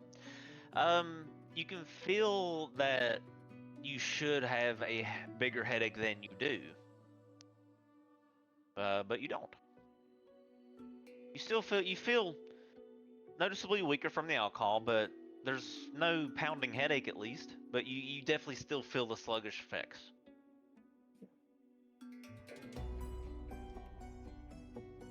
You're actually shocked. You're like, damn, I know I drank a shitload last night, and it's crazy I don't have a headache right now.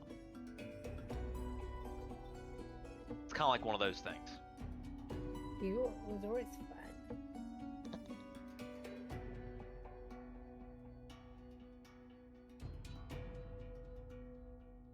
So she's down in the eating area, dining room of the inn,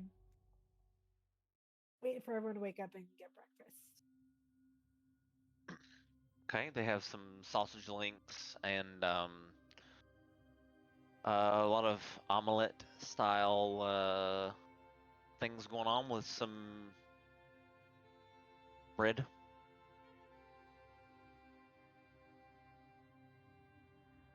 Lan has made his way down as well and is enjoying the breakfast as well.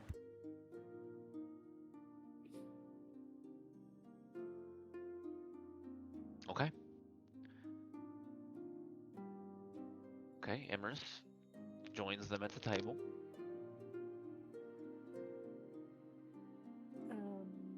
Aspen's gonna be asking like the person waiting on the table and be like, "Do you have any like compost stuff of like fruits and vegetables or roots that are too old to be sold or to be made into food? Do you have any of those?" The innkeeper sort of looks at you. Uh, Maybe. I'll go look. And he looks puzzled a bit at it and tilts his head and then goes back to the back, sort of where he goes to take the garbage. That would be wonderful. Thank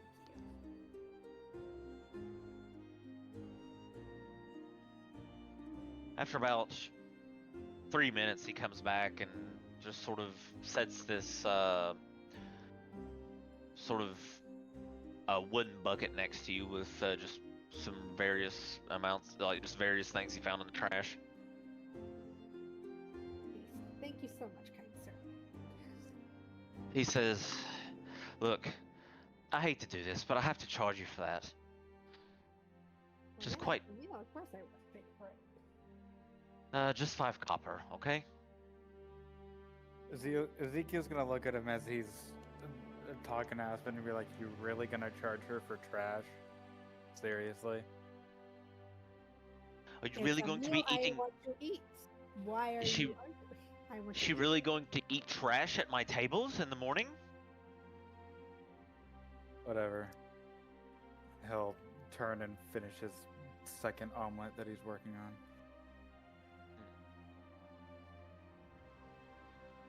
One person's feast is a mushroom's feast. And I think I messed that up. My brain is broken. Trash is in one mushroom's feast. It's one person's trash is another mushroom's Mushroom's treasure. feast. There you go. My brain is tired. In game or in real life? Yes. Yes.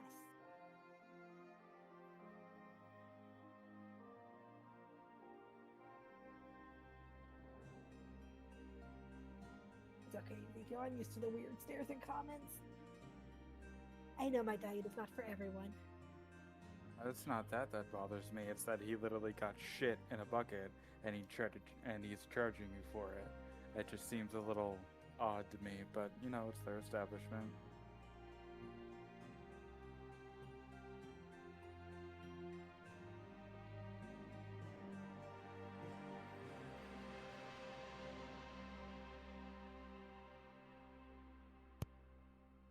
I mean, the delicacy of the roots of scallions. I'd pay 5 copper for that, so.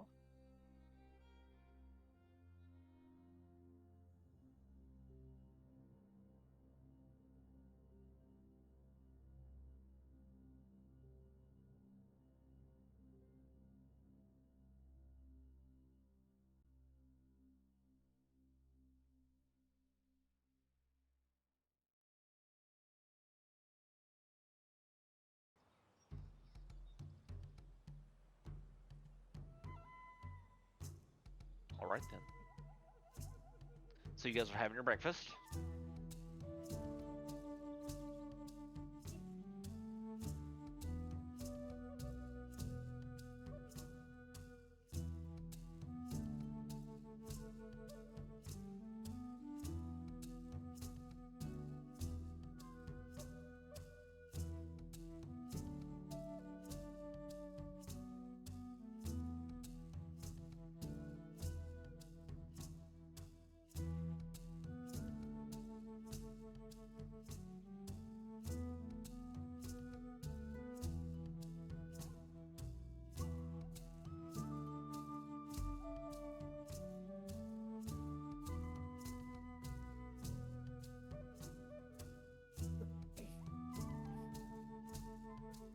Okay, so what's the plan? Oh, I wanted to ask, did we happen to receive any type of monetary reward at the party last night? No, nobody seemed to pay you anything, but you did. God damn it! I'm so broke!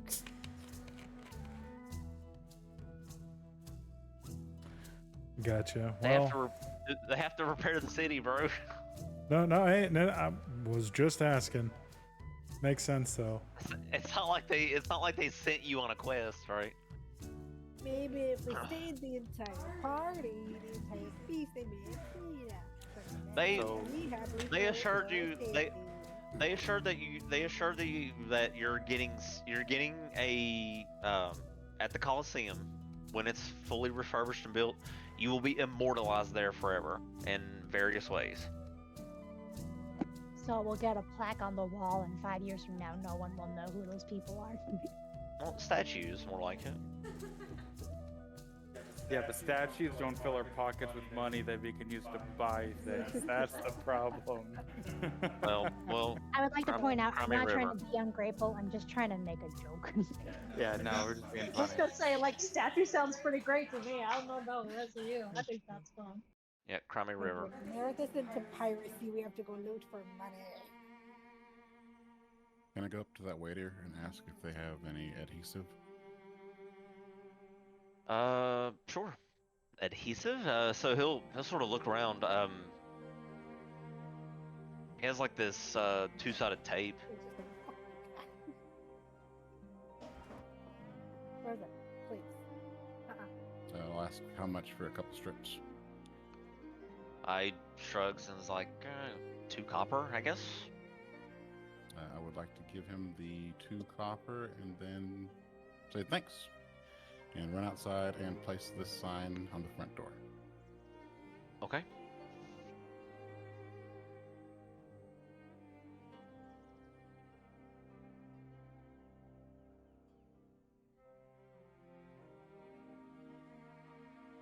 All right, very well. And then I'll add 2 copper for the tape. Okay.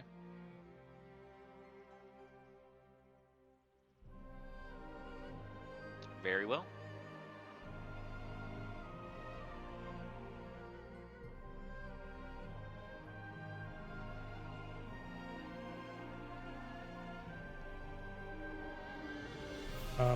Lan is going to ask the innkeeper if he knows any good magical armor shops around the city that are still in one piece. He sort of looks at you, and it's this half-orc gentleman. He looks at you and shakes his head. Nah. As far as having an up-to-date inventory, I There might be one or two, I'm sure, in the southwesterly parts of Breinhold, and he'll sort of point those out. Then he'll also mention there have been some adventurers trying to they've been trying to conquer. I think it's called the Arcane Labyrinth. Let me look.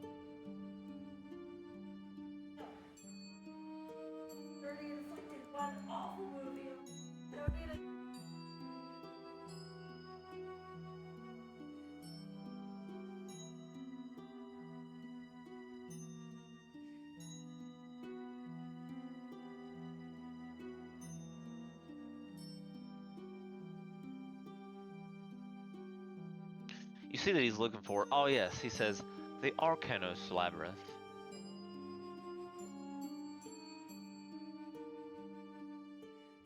And the reason I'm telling you that is because the only reason it seems that these adventurers are undertaking such a challenge will be to gain the items said to have been lost to many centuries of arcane magic of Forlonde. Since the convergence, they say. So the reason I'm telling you that is maybe you can bring me some items from the Arcanos Labyrinth and sell them to me. That way I can increase my inventory. He kind of laughs. Lan will do the Ace Ventura. Really interesting. Well, I think I know what our group is doing now. Thank you, good and kind sir. And he'll pat him on the shoulder once. And he'll turn to the group and be like, all right, boys and girls, lend me your ears. And I'll wait to see if anyone at the table is paying attention. I already gave you an earring. Why do you want my earring? Okay. Ezekiel's gonna turn to be like, whatever it is, no. And then he'll turn back around. What's going on? Okay, Ezekiel. I can go get you an ear, but I can go get you some ears. Nope, that's okay. Ezekiel obviously doesn't want access to all the cool magical loot we're gonna go find, so he gets to stay here. Anyways, the fine orc gentleman just told me about the Arcane Labyrinth and how some adventurers, a bunch of adventurers have been going down, only some are coming back. And apparently the ones that do come back got some pretty snazzy stuff with them. So considering we're kind of in between jobs at this time, what better way to, one, occupy ourselves by getting some really cool schloot, and two, kind of remove ourselves from the, the groups that, I don't know, want to try and kill us. Maybe they got to follow us in and, accidents happen and bada bing, bada boom. And so not So so accidents happen. So when Lan say, accidents happen, it's fine. But when Fort Kappa says it, that, it's bad. Okay, for Kappa, when your accidents happen, like blocks in cities burn down. Mine is just one or two people. What's your point? His accidents don't go boom. That's his point. It's more fun. Sounds like some boring accidents. Well, they keep the general roar to a minimum. Anyways, what is and he'll kind of point to everyone around the group, because I'm just assuming everyone's there. He's going to kind of look at everyone and say, you in or you're out, you in or you're out, and he'll kind of go to each person. I want to go to In-N-Out. I mean, question though. They say it's great stuff, but like straight food, like is it like a magical frying pan that makes its own food? Because I feel like the ink kits look like that, or is it something like that we could use? Is it something that I could actually make myself and not risk my life to go get? And it's a big one. It's a big ass frying pan. Okay, first of all, the big ass frying pan that would cook literally any food you want. I mean, that alone sounds worth it. Second of all, while I think your creations and inventions are beyond amazing for Kappa, there might actually be something down there that, you know what, that you might find that you are impressed, but could still use your unique touch to improve.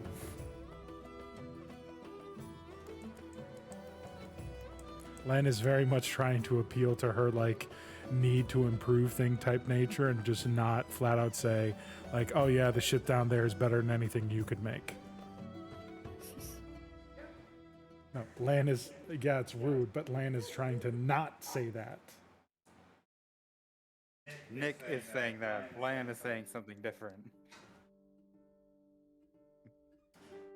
Well, I'm all for it. I mean, the orc dude back there he just wants some. And Lan will turn around as he says that and say, excuse me, sir, is there something specific you want us to bring back for you?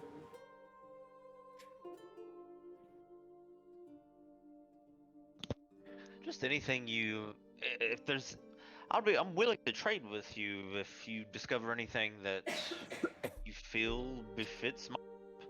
And he sort of motions around to his inventory, and you see like different like potions and some magic items around and cloaks and so forth. So you get the idea that he's probably talking about just if you want to sell a magic item, he means bring it here, and he'd be happy to do business with you.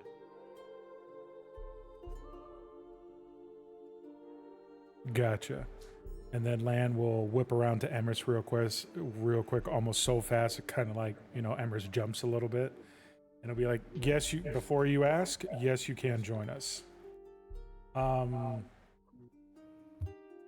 So unless anyone really has a different idea, which I'm all for, I mean, I think we head down to the Arcane Vault and see what it's all about.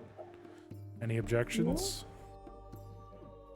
Does he have anything for sale right now? Yeah, he still has some inventory. Yeah, there's what you looking for. Yes. You're looking for yes? Pretty much anything and everything in his inventory if possible. Oh, like a list. Okay. Let's see. Condense the contents of his shop into a Word document and then just send that to Lily. Yeah. While Cody is doing that, did we want to take our break? Yeah, that's actually good. Yeah. Yeah. All right. 'Cause Break I'll do time. it, and I'll put the inventory. I'll put it in a handout. Awesome. All right. Break time.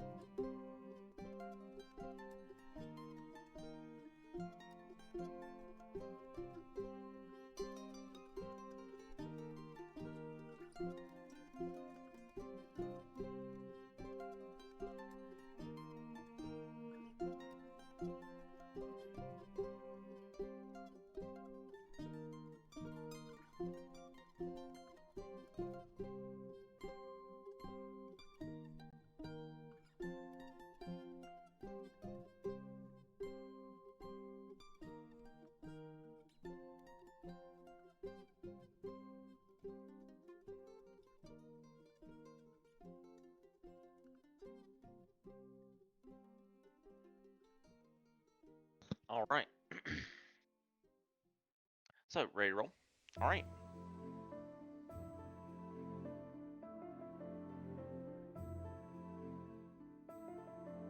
I think we're all back. All right, cool. So, let's see. Prices.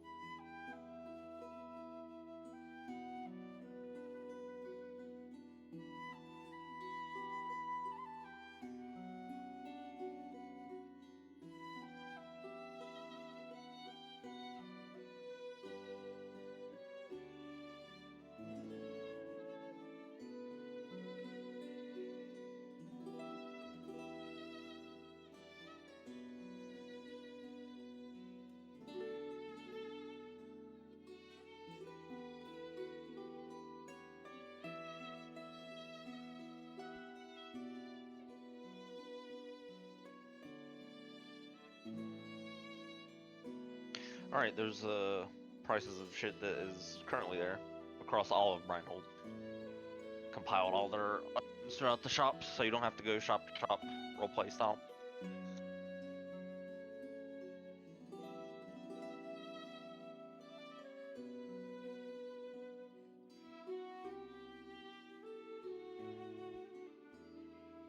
That's a lot of gold.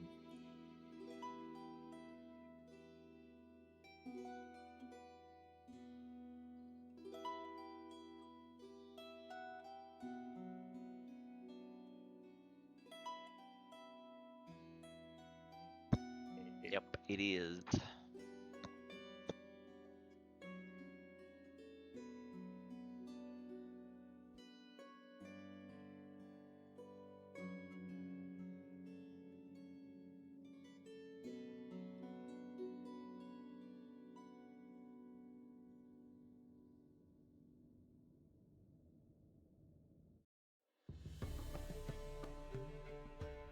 Well, I think that's mostly out of our price range. Most of it, anyway. Do we need to stock up on more health potions, though? If I remember correctly, I thought we were starting to run low.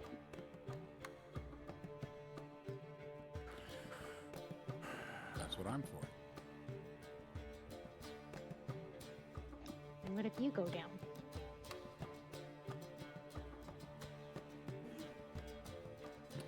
Then the tanks have failed.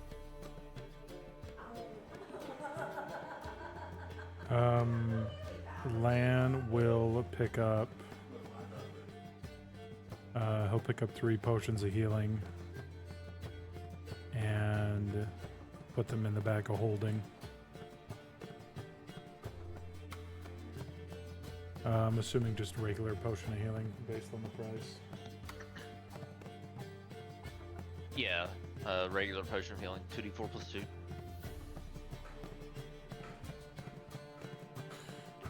Alright, so...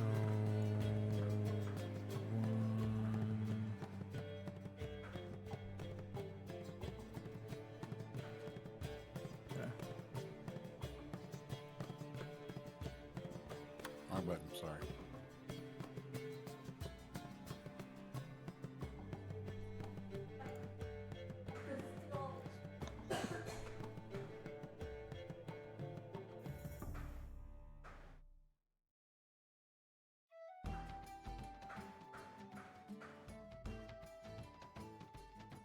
I will pick your potion of superior healing for 5 gold. Take it or leave it.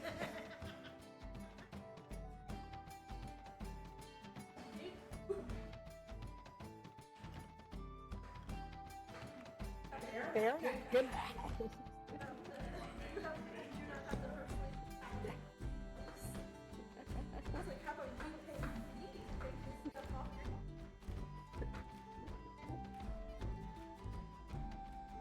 And if I roll it at 20, it works.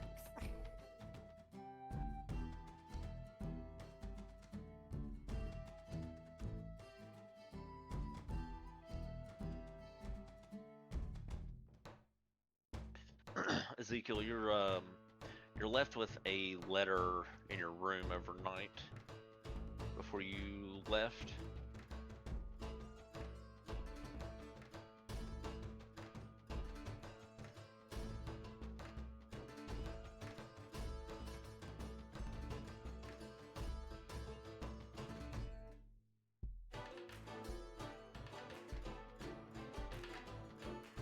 Just a little FYI. What are the rest of you shopping for? Sorry. I think Aspen is trying to rip off the seller, but Oh, I thought she was messing around. What were you? What were you? Mostly Oh, you- joke, but if I roll a nat 20, can it work? Oh, I thought you were messing around. I thought you were just fucking I am, around. mostly. Like 99%. But like, if I can roll and see if it'll work.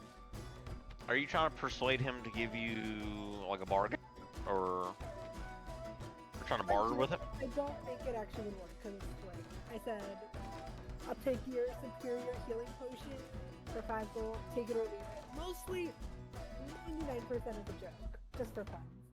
But, Well, like, roll persuasion. Let's see how that goes. I really thought you were just joking, but okay, it go ahead. mostly is, but like, if it works, it works. Okay, okay, yeah, persuasion check then. I thought you were playing around. Would it be like a disadvantage since it's literally the best you could get. Oh, go ahead. No, just straight roll. Okay. 11. He please smiles. celebrate my D10 inspiration. Sure.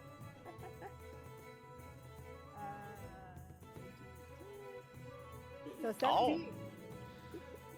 He smiles and says, "Surely you jest, but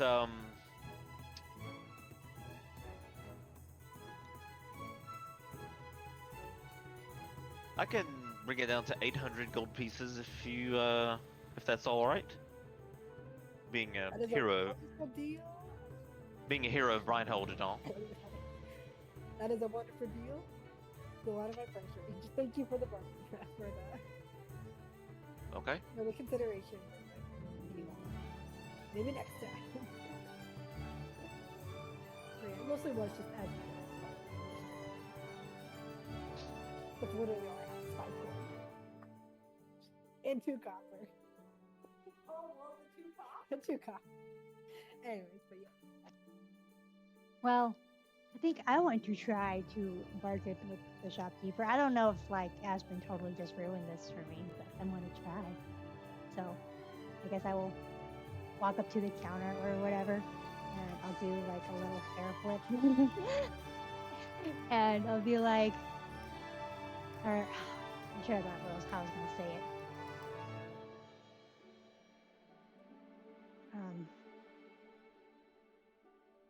I'll just say like, would you be willing to sell me 2 of your potions of greater healing for 400 gold pieces?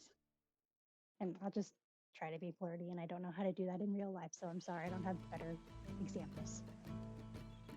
Roll persuasion.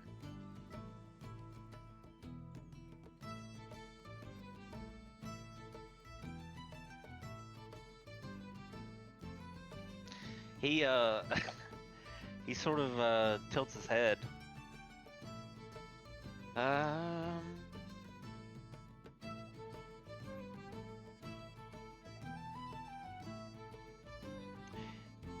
Make a convincing argument. And you see he's very enthralled by your hair and your beauty. And then he says,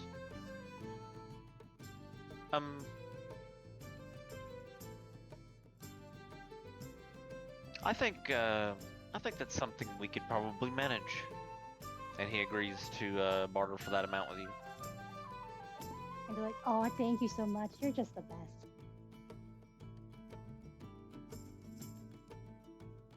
Yeah, and he's smiling very widely as he says it seems to have completely went over on him.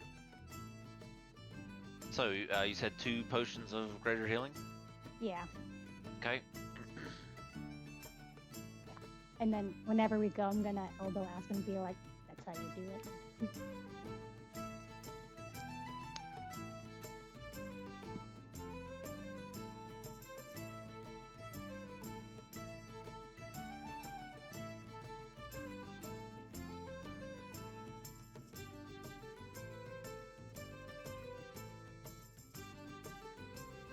All right.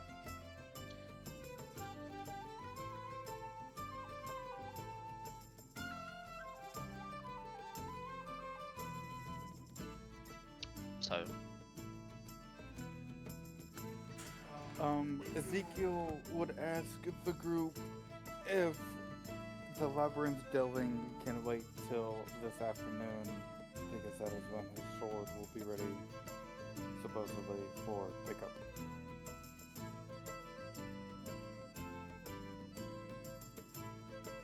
Well, yeah, we gotta go get Soot's enchanted quiver too. So, yeah, we're not leaving just yet, but as soon as your shit's ready, we're heading out. Cool.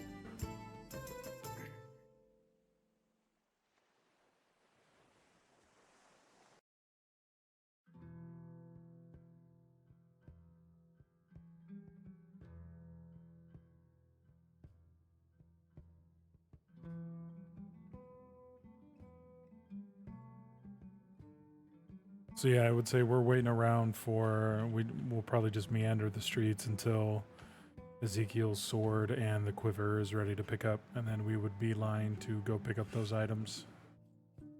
okay. I would say that they're ready. Then we'll just kind of skip along to that moment. So Ezekiel, you're able to get your chain link sword, and Soot can get her quiver.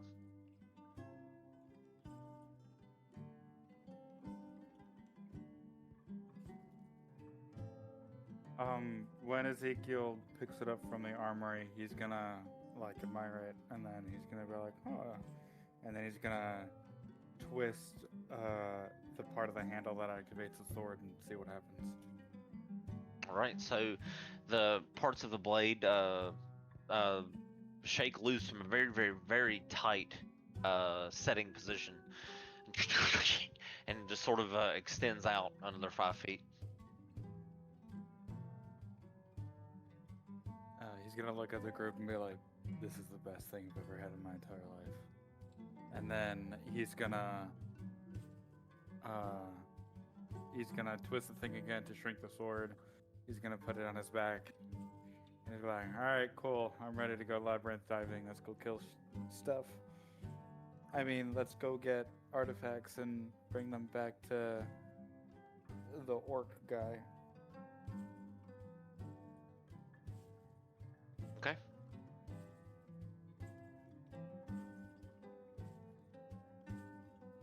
And then, yeah, he'll thank the blacksmith and leave. Okay.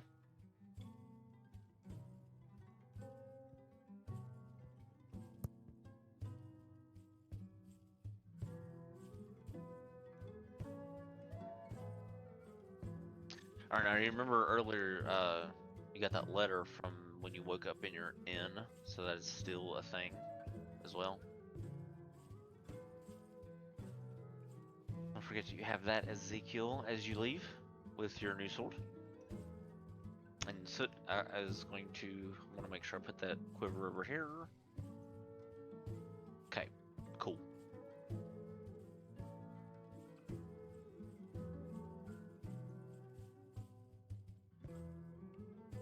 All right, cool. Wait, repeat that again. What letter do I have? When you woke up this morning, there was a letter left for you, the royal seal on it. Oh, I mentioned that earlier, but maybe I didn't. I don't think you did because that's news to me.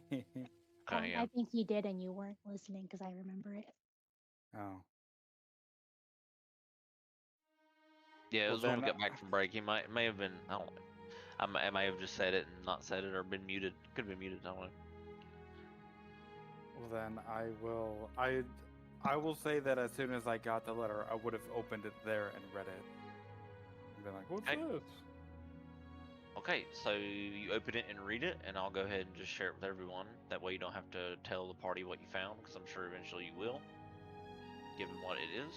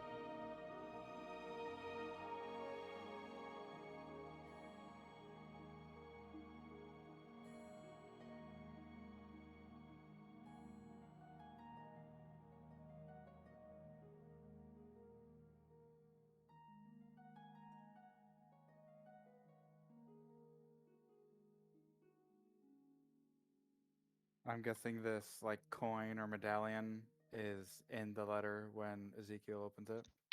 Yeah, it's pretty heavy, like kind of like a paperweight. Okay. It's about as big as a coaster, so it's fits your whole palm.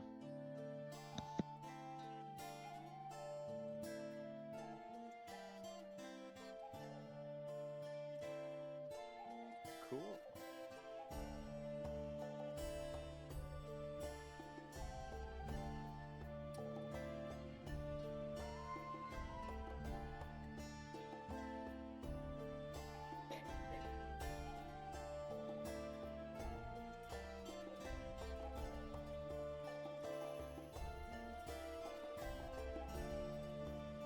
Do you actually let us all know that you have it, or is it something you're keeping for yourself?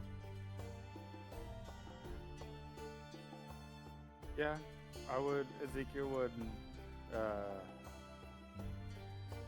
He would read it. He wouldn't read the contents of the letter out loud, but he'll show the amulet and he'll say what it does and what it represents, and then he'll clip it to like one of the armor clips on his armor, like on one of the connecting shoulder plates where the joints are, and he'll clip it to like one of those. I mean, would you want us to check it out? Because no offense, but she's already betrayed us once before. Is it something that you could use to, you know, spy on us or something? Do you want to get it checked out just to be safe?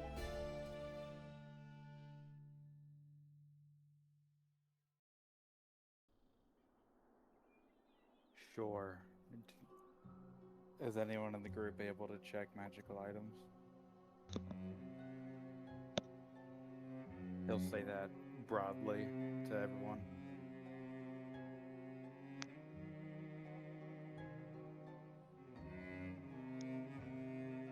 I can go ask the mint if it's okay. I mean, I do have identify and detect magic. I don't know if that will help cover anything if it says like we're looking for anything specific outside of its regular properties of what she says it is.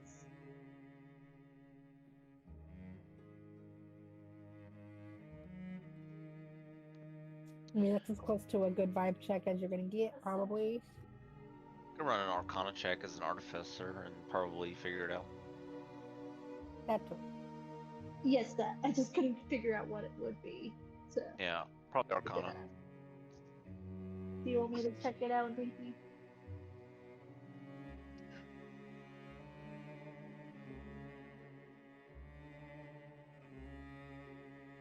Come on.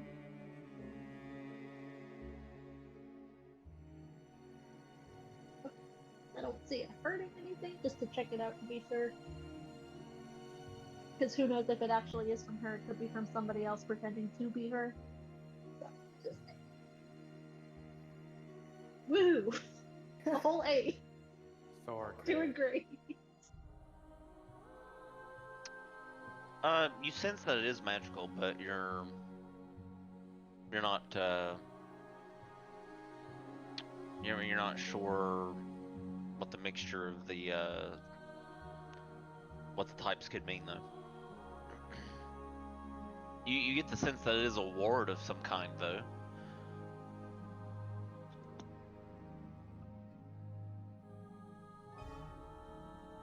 Actually, he's not going to clip it to his armor. He's just going to slip it into one of his side pouches. So he's not going to have it on display for everyone. Okay. Yeah. It's like, well, I don't have anything saying or proving that it's not what she says it is, so I guess.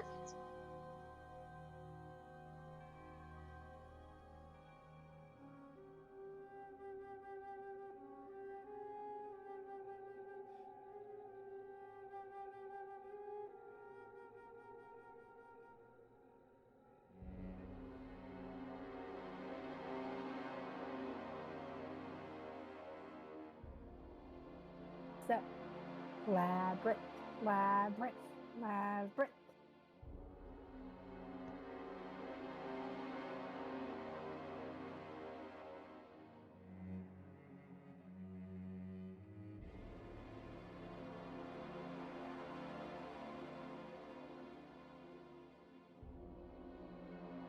Everyone's Alright. got their items they needed to pick up, and we're good.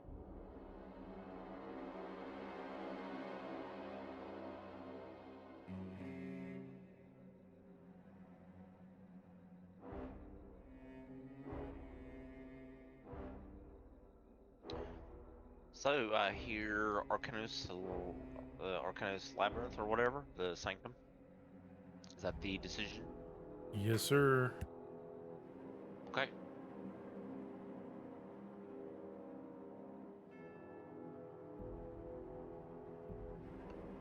All right, you'll have to go outside of.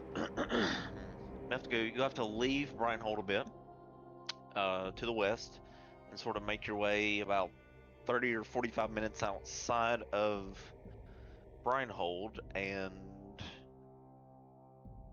into sort of a wooded area, and then you sort of weave your way in between the valleys of this very lightly forested. It's not heavy at all. And the daybreak itself, it's it's actually a little overcast as you travel, and it's a nice cool fall weather as you make your way closer to the Arcanos Labyrinth. If it's fall, does that mean Nick's Eladrin ability changes if it's fall now? I did mention that to him, but that's up to him. I thought he already had fall colors on. I don't know, but yeah, if any Eladrin that you know would change seasonal colors.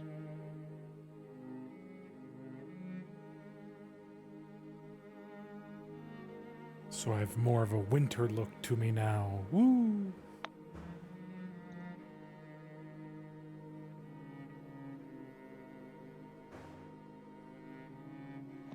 You look like it's winter if it's fall. Maybe. Maybe my seasons are one season off. You don't know.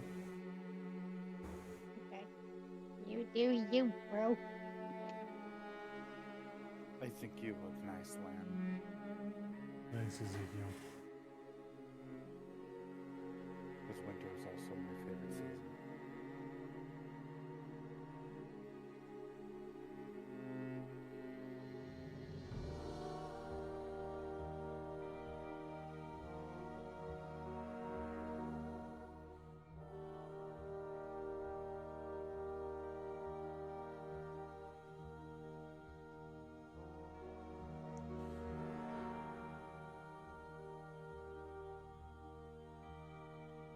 while we're walking, Flynn's gonna roll the magic 8 ball she got from for Kappa. Are we gonna find good stuff in the labyrinth, or like how successful are we gonna be in the labyrinth? Gotta find where that is again. I'm gonna use one then.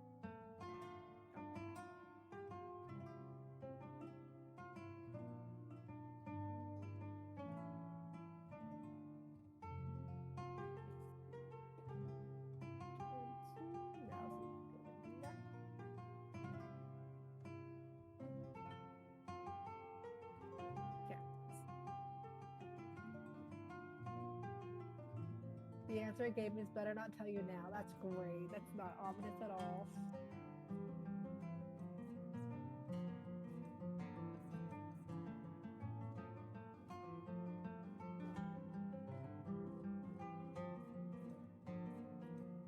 LOL.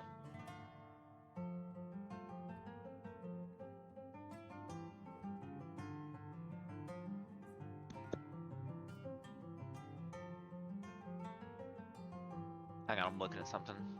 Give me a second.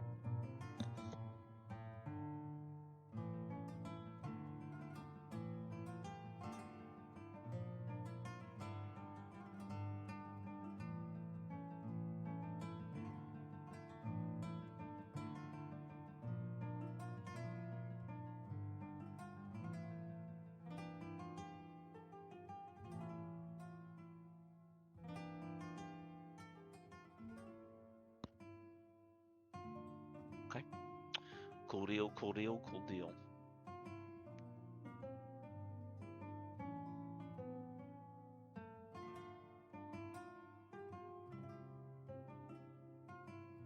Alright, so you guys are making your way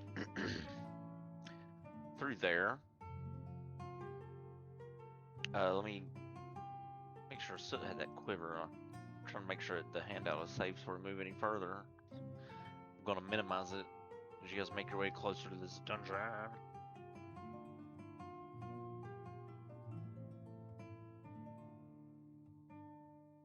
Okay.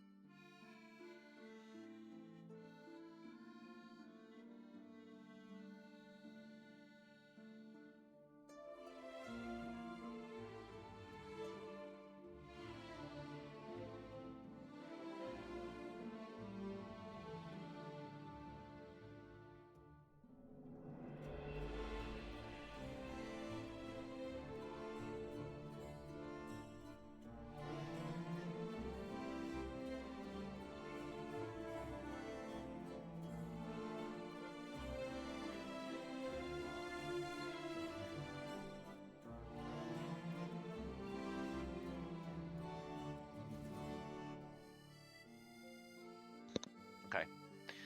Now, you guys, as you travel west and make your way towards the location of the sanctum, where it's at least where it was mentioned on your map, you take a turn into like this mid-forest area, and it slowly begins to sort of change into a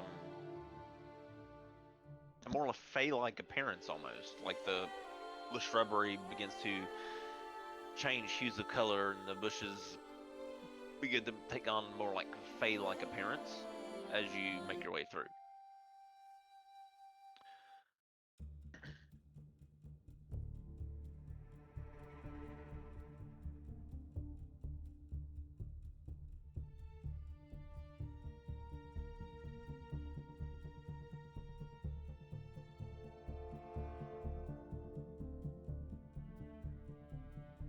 Okay, and you eventually come across sort of a fey-like forest that is the trail is sort of winding in between it and going a little more, it seems, uphill.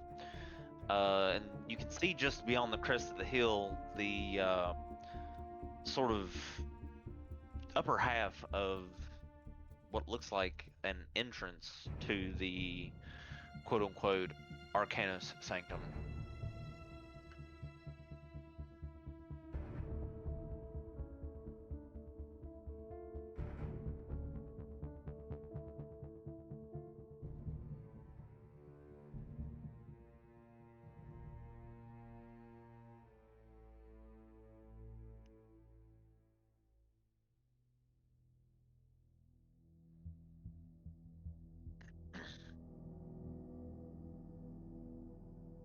All right.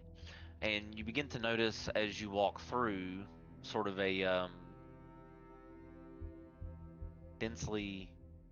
sort of a heavier presence in the air as you must now move over to this specific area.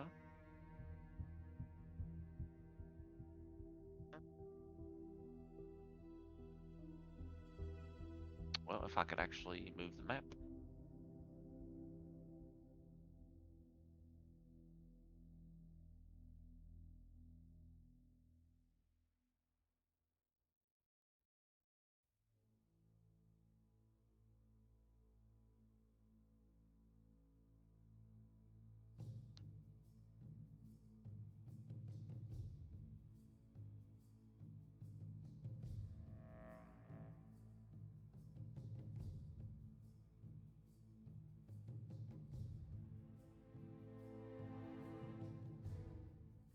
Let me refresh my roll 20. It's acting up. It just froze up on me.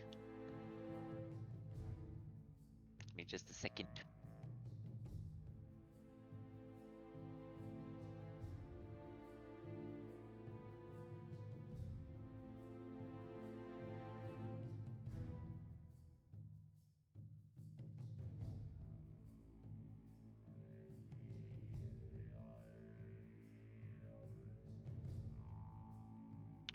Right,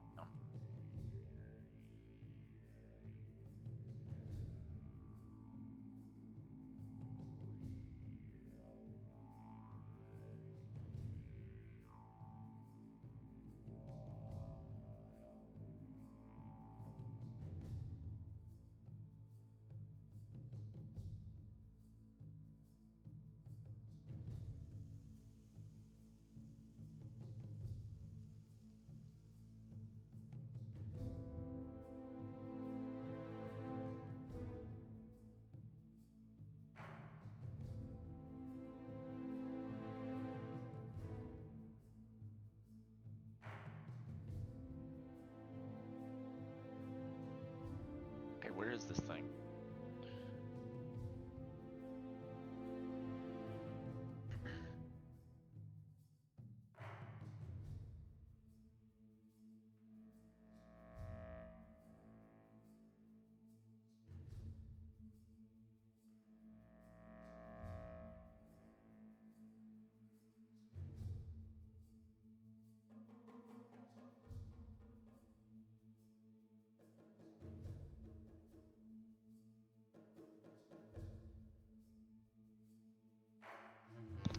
Okay, the map should have finally loaded up. If not, it's broken.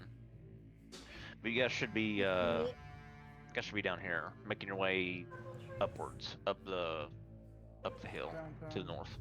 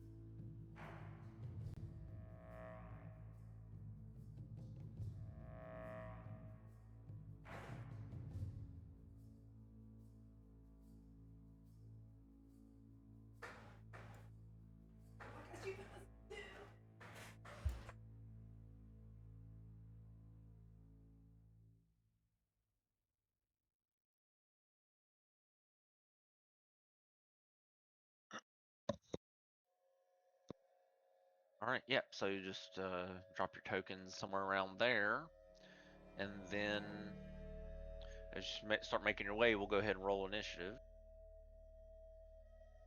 Since you're making your way to the dungeon's entrance.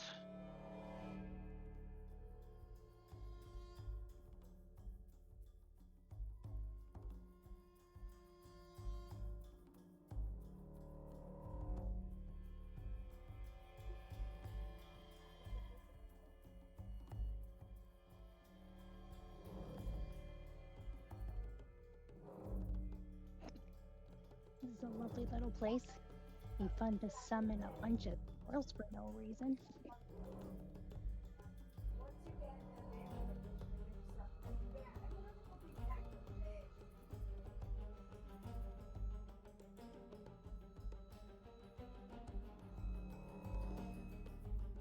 I'm gonna walk over to Forcuppa and give her True Scrolls of Prayer of Healing and the Revivify scroll. Okay.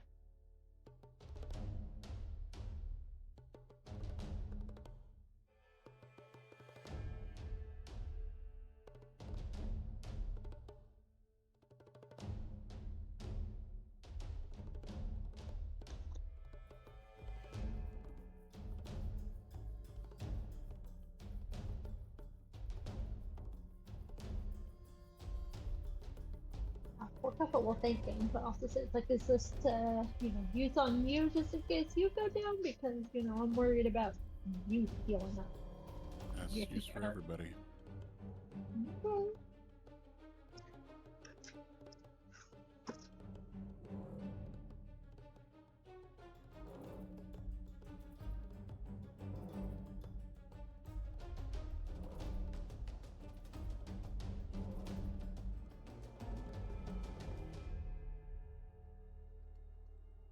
Okay, it looks like everyone's in there, so Sienna.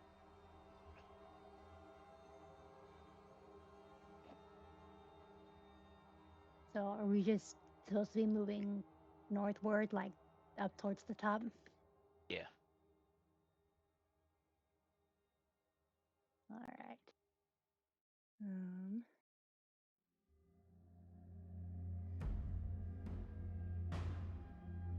I guess how high are these little ledge cliff things? Not very much. So I'd say probably 7 feet or so. Okay. Well, enjoying the atmosphere and the beauty of this little foresty meadow area. I don't know what to call it. Very pretty area. I am going to frolic and play and just live another Disney princess moment essentially as I move forward. 15, 20, and then I'm just gonna fly for funsies. See if I think I went 15. I'll just say about 20. I'll just kind of, I guess, get to the top there and just, I don't know, just having fun, not wanting to get too far ahead, and just wait for everyone to catch up. All right, so Sienna goes frolicking about in her preferred habitat, it seems. Simon, your turn. Or Kyvan.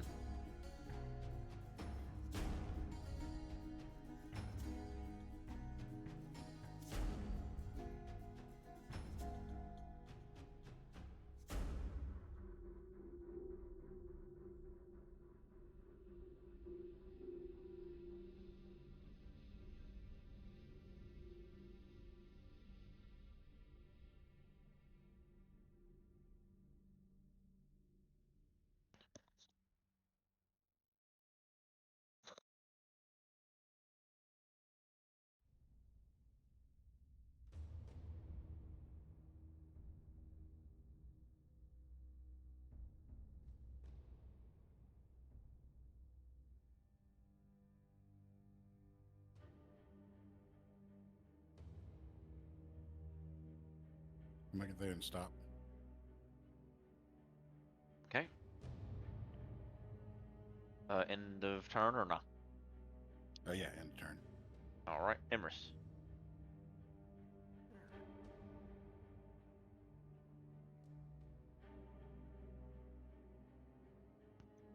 to just kind of look around and observe my surroundings. All right, perception check as you look around.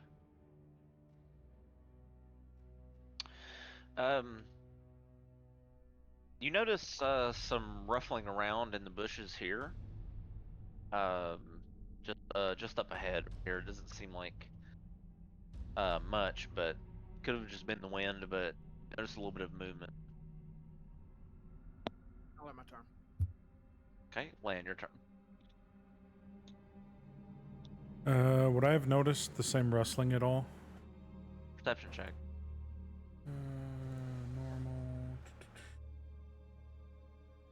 Normal. Yes.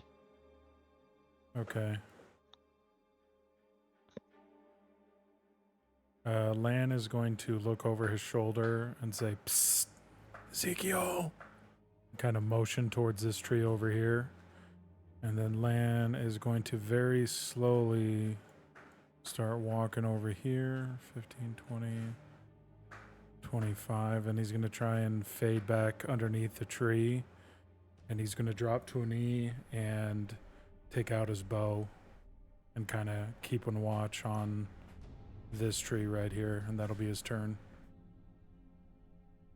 Okay. For Kappa.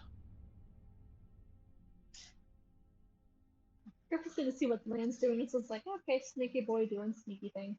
And just come up here and start kind of looking at the flowers, seeing if they look different than the normal ones, knowing them, like the stop and smell the roses kind of vibe, see if, they have any properties that she could use for something. Healing or holding it for funsies if it doesn't even fun. If that makes sense.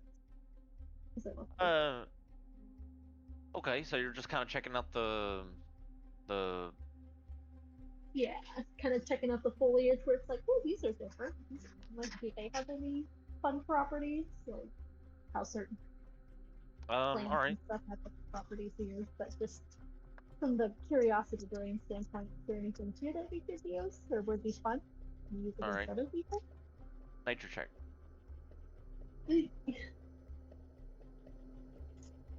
Well, You see a few that you think would probably make some decent, like inflammatory sort of bombs, but nothing of significant. Nothing more significant than that. can I kind of collect a little bit of it just to staff it to see what I could do with them? Yeah, roll 1d6.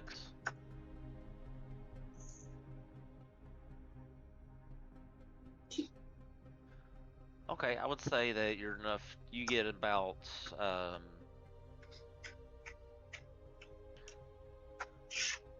would say about two grams of this wild herb. We'll just put it that way. Awesome. Go for it. Yeah, we'll just name it that for now. So and get to about here, and that's it. All right, Ezekiel. Ezekiel, hearing Lance not so quiet whispering, will move up 10, 20, 30, and he will use his action to double his movement to about there. And he'll use his bonus action to take the sword off of his back and grab it, twist the handle, and extend it. And then he'll kind of just like wave the extended blade in the bush and look at Len and be like, what? As he's like basically just like poking the bush with his 10-foot long sword. But I'm tis. Hey, yeah, the sword just sort of pokes around in the bushes.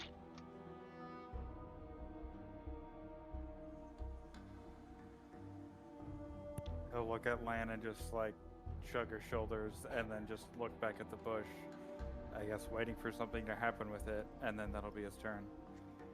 Okay. So you sort of move your sword around in the bush and stuff, and for a moment, then nothing happens for a good, probably almost entirety of your turn, and then just shortly after you, right before you decide to quit, this cat jumps out of the bush.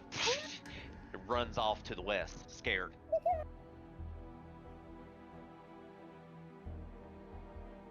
So this little cat just takes off running. We'll point at the cat running away. Found it.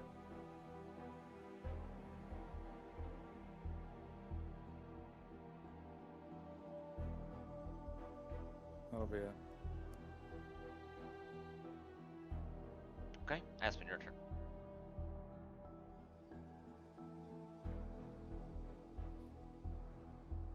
What direction did the cat go? I think I have a token for it. Give me a second. I was looking for a cat token. I know I have a bunch of cat tokens.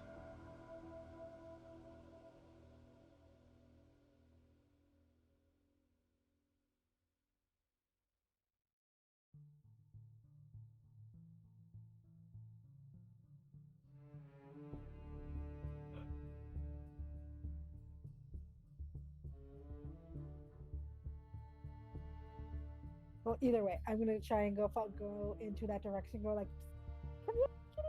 Just try and follow the cat. Yeah, I'm sure that won't freak it out more or anything. You never know. The cat distribution system could be saying it's my turn.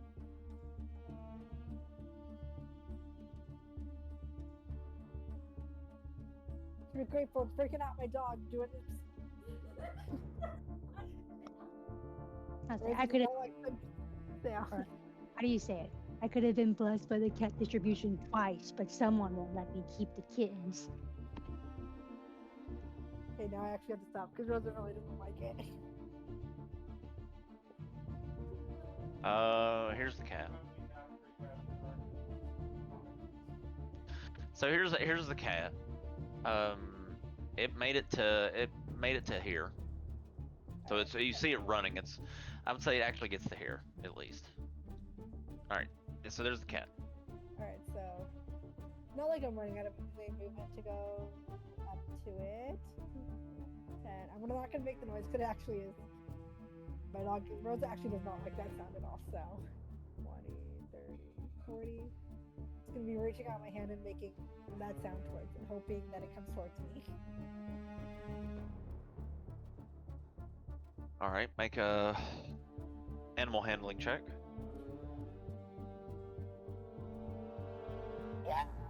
Oh my god, that's pretty much almost exactly, yeah, because it's scared and running away. I was almost going to give you disadvantage, but so it stops, it skids in place and turns and looks at this mushroom folk, just sort of like smooching at it, and you know, pss, pss, pss, come here, you know, little baby sort of thing, and it tilts its head and then looks around to everyone else that it can see. It sort of takes a moment to soak in everybody that it can see, and then it just sort of tilts its head and looks at Aspen, but it's no longer running away.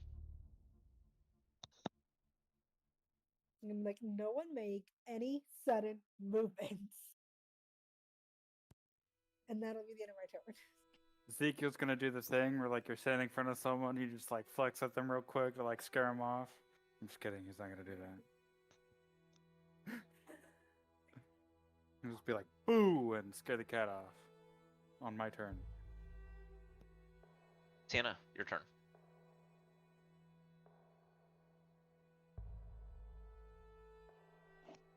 Well, Sienna is genuinely impressed by Aspen's amazing animal handling skills, apparently.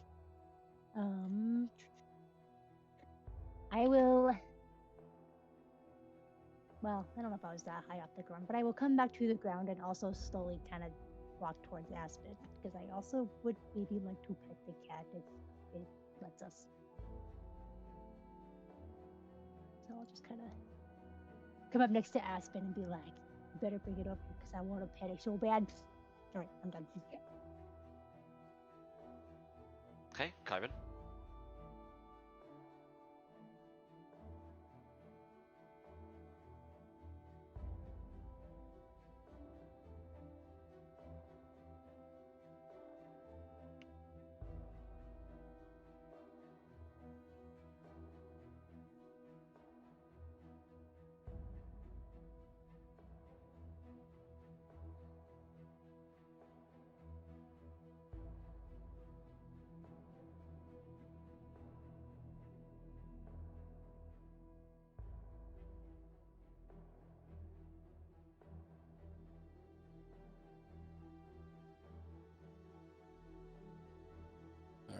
approach the cat. Okay.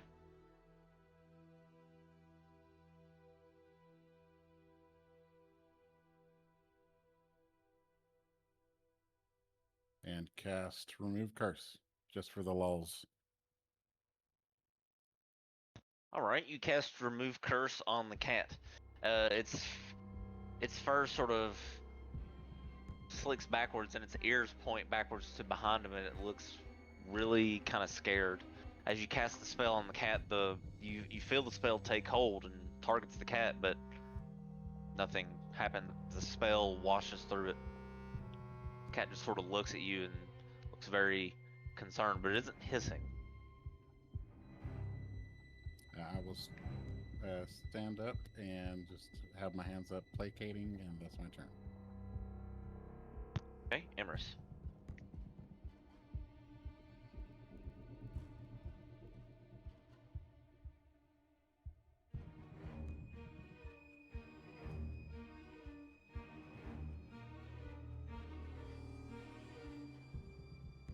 Properties coming from the cat.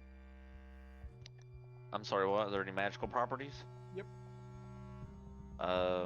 Arcana check. As far as you can tell, no. It does have a collar on, and there are magical properties to, it seems, maybe if anything, the collar. It has some interesting looking things, sort of inlaid on the collar itself that the cat is wearing.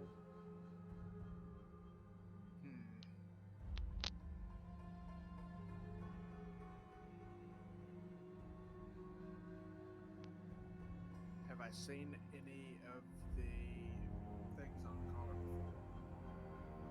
before? History check. Can I assist since I'm right there? Sure.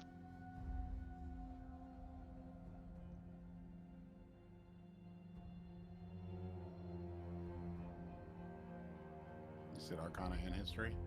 Or just History? History.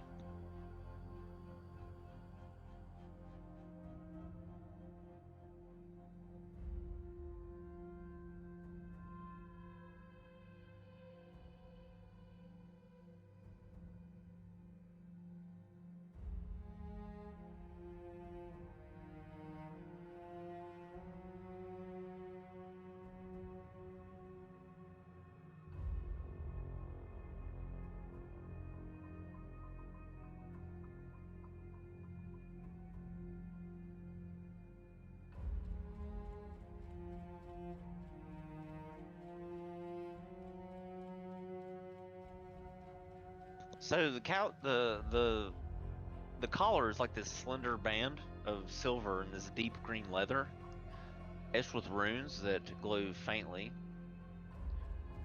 At least at this angle. There's a small pendant that dangles from it. Looks like maybe a crystal shard, a stag's head, or a stylized fade knot. The runes in like any type of language. Let's see.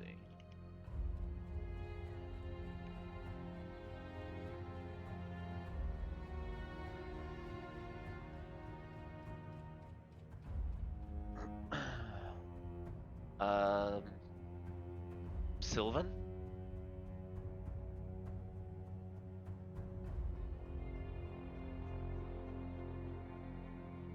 Yeah, they're in Sylvan. That's the Fey tongue. Do I know Sylvan? I do. Wow, I never thought I could actually use this language.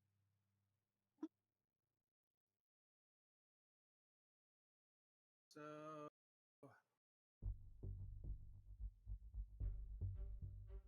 I will yell out that this is in a language that I don't know.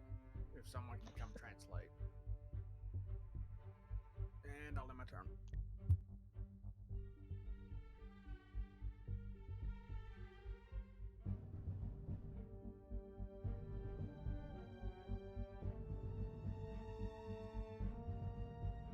Okay, Lan, your turn.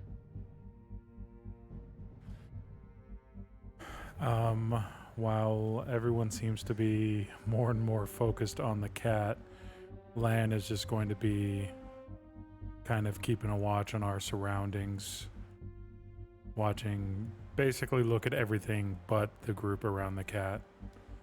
And he's just going to try and remain hyper vigilant, and that'll be his turn. Okay. Brokaba. Just gonna move forward to catch up with everybody else. Come to it right about here. Pull out one of my rations with that. My brain is kind of like beef jerky equivalent, and tear off a piece and kind of throw it towards the cat to land like next to it in front of Emerus in this corner here. See if it does anything. If it wants to.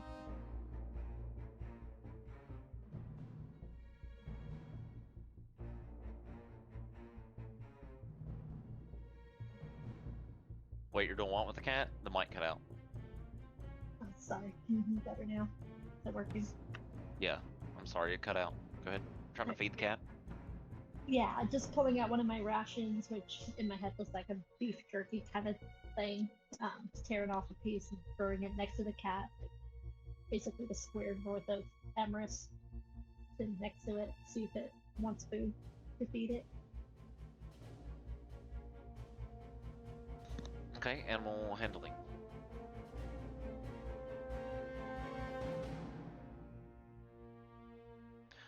It kind of doesn't really look as if it's hungry, as it looks at what you're trying to feed it. So it sort of looks at what you're offering and approaches.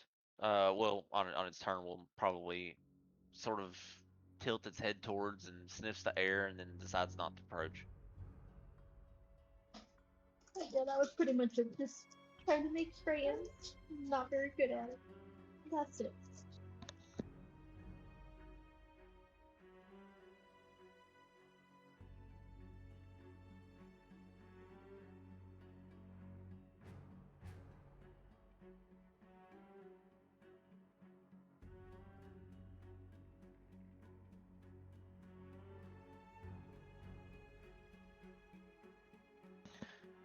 All right.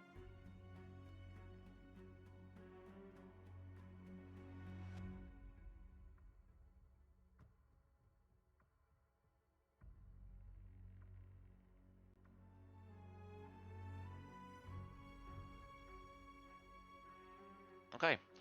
So it sort of the cat itself arches its back and then will weave its way between the legs of Emrys and Kaiban and make its way over here behind Forkuppa and to the foot of Sienna and begin to sort of rub up against her ankles.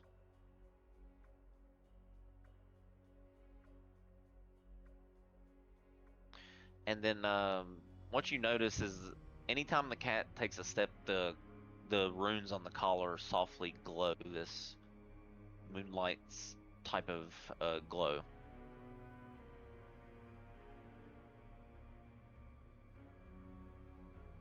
And that's what it does on its turn. Ezekiel, your turn.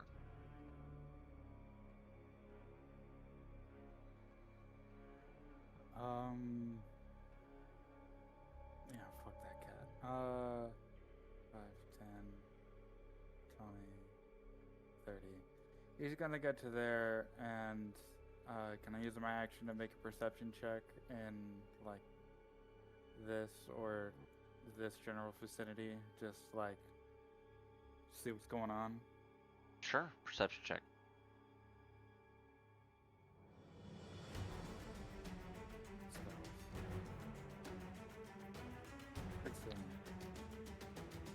Okay, so you're you sort of scan around. You notice there's sort of a bit of change in the temperature. It's gotten a bit colder, and this sort of fog is rolling in.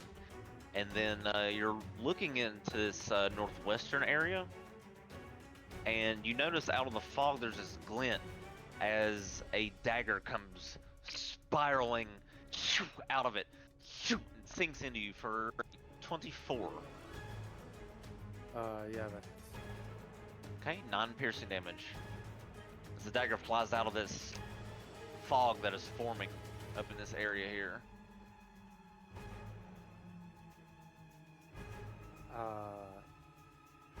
He will grunt, pull the dagger out, and drop it on the floor, and he'll call out, "We have company!" And then he will get into battle-ready stance. And that'll be his turn, because he can't do anything else.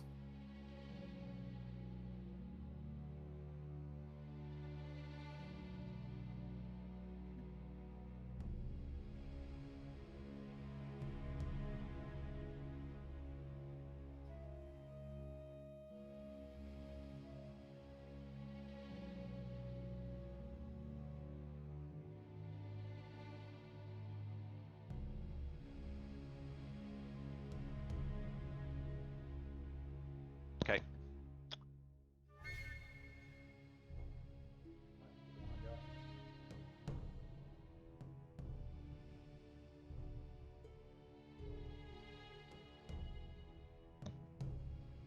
All right, Aspen, your turn. Just gonna answer weakly. Yes, we have the company of a very pretty kitty right here. You're just gonna be completely distracted by the cat, not even noticing that Ezekiel got stabbed. Gonna try and pet the cat. Kill this cat. Okay, animal handling. The DC is much lower since it seems to be. I love that thing so much. I love this thing. I don't care if it's a bait trap distraction. I love this cat. Well, the cat freezes when you reach out, and its fur bristles. His eyes begin to glow faintly green under the collar's light, and then, instead of bolting, it leans into your hand, Aspen. And you scratch behind the ear, and the cat purrs a little bit loudly. It's like it's vibrating. And the runes on the collar flare briefly. These little fey motes of light sort of surround your hand.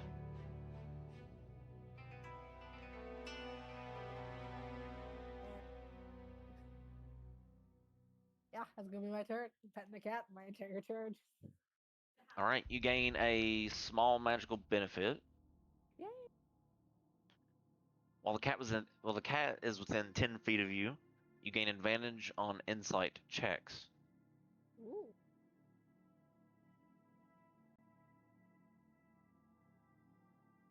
Pretty interesting little thing that it does. All right, cool. Anything else? Nope, that's my turn. I'm just petting the cat, having fun with it. Hey, Sienna, your turn.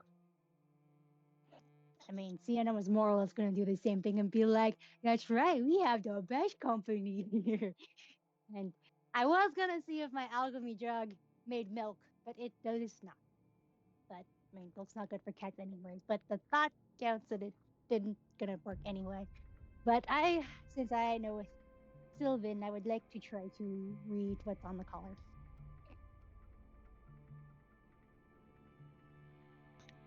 Okay. It says Child of the Court.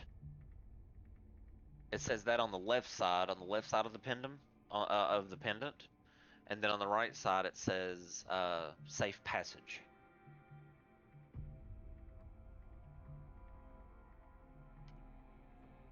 Interesting. Is it like a collar that allows like a pet door thing you can get through?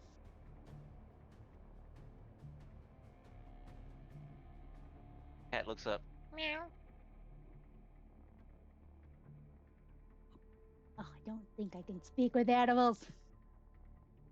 Pretty sure I can't.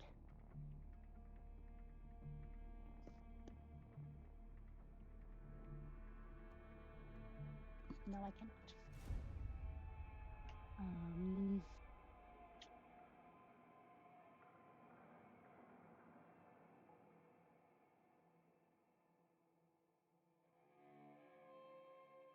Trying to think of what else I would maybe do. I don't know. I'll just try to pet it for now. Like, I wonder who Alright. you belong to, little buddy. Okay, and since you are petting it, it more than happily leans in. And that's funny because Ollie just walked in and leaned I up know to me.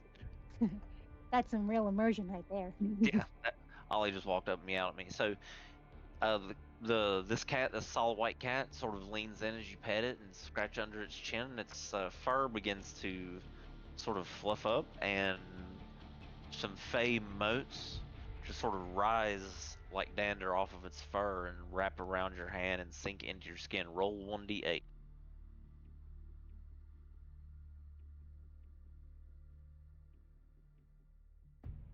Two.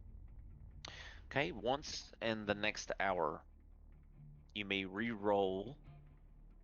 Let's see. Hang on. Yeah, you may re-roll a stealth check.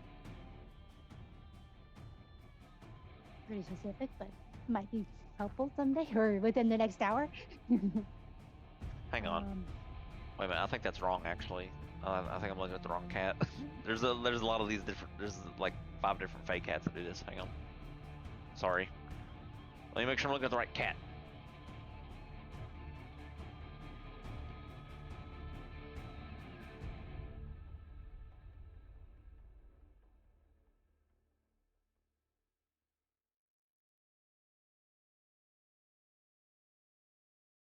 All right, roll a 2. Okay, so okay, here you go. This is a different one. Oh shit, no, this is the D10 cat. So we'll say that you got a 2, right? Your next attack roll, saving throw, or ability check is maybe with advantage. There you go. This is the solid white cat.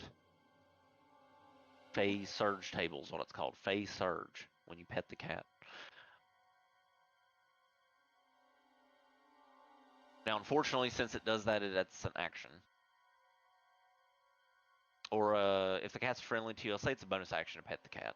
I think that's pretty fair.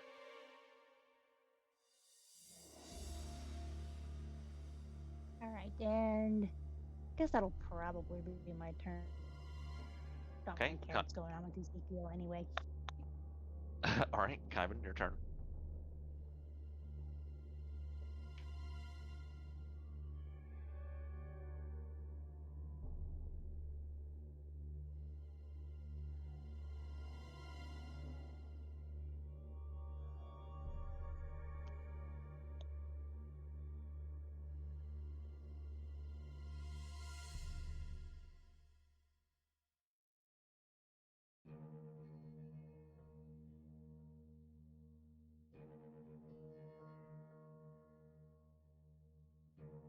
Yeah, I'm gonna cast Shield of Faith on Ezekiel. Okay. +2 to your AC, Ezekiel. And move there, and that'll be my turn. All right, Emrys, your turn.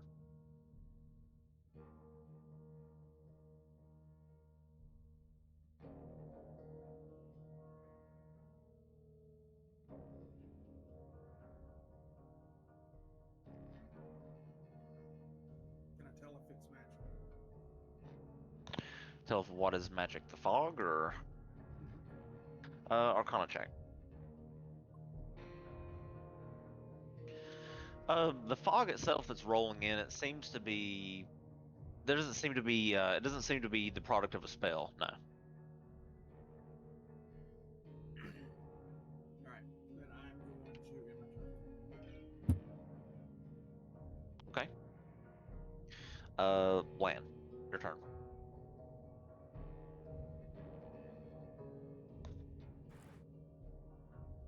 Did I see roughly where the dagger was thrown from?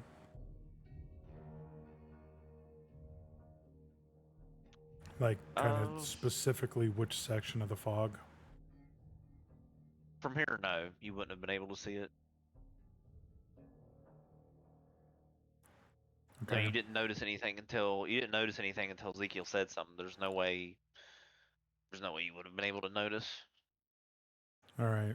Then Lan is going to stealthily try and move through the trees up here.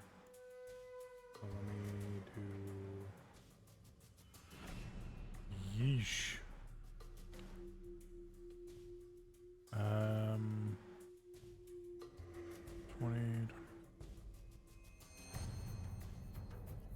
Land's gonna get to right there and crouch by that log and just kind of keep watching the fog all around in front of Ezekiel. And he is going to draw an arrow, and he's gonna hold his action for if wherever another dagger or something else comes out of that fog. As soon as an attack comes, he's gonna release at and aim for the source of the attack.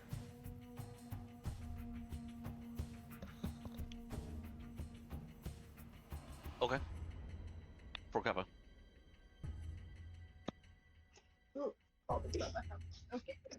Bokka's gonna come around to this side, but going around it. Yeah. Trying not to disturb it, and kind of stand in front of it, looking to the fog, and ready to act and firebolt if it seems like something is going to be coming at the cat to hurt it, is to shoot back for the firebolt at it. And that's it. Just try to protect the cat. Okay, very well.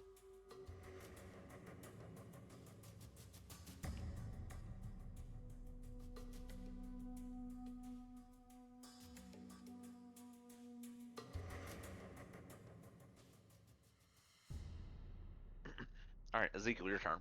Cat doesn't do anything. I'll move up here and ready my action in case something comes within 10 feet of me. I'm going to, or anything hostile comes within 10 feet of me, I'm going to ready my action to attack it. All right. Aspen. Alright.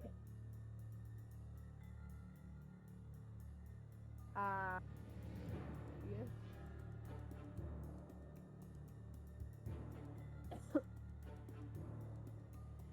I mean, hopefully by now I would have noticed the fog. Yeah, the fog is definitely rolling in.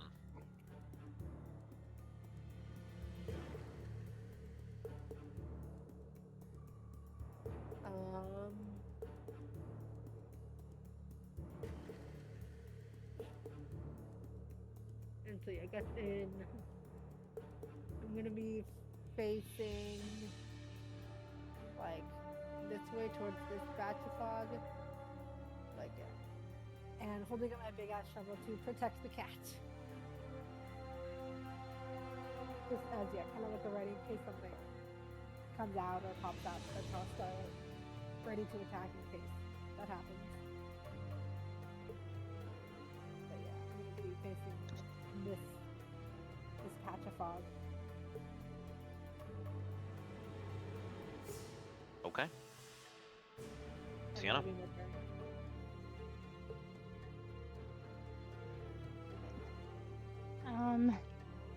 Am I able to see any like creatures within the fog, or does it appear to just be a fog cloud of some sort? Perception check as you try to peer into the fog and see if you can make out any shapes. You look and you do see something moving about, something like cloaked and with this dark blue like devilish skin or maybe fake skin, you're not sure. Do I know, or can you point out in the cloud where that is? Right there.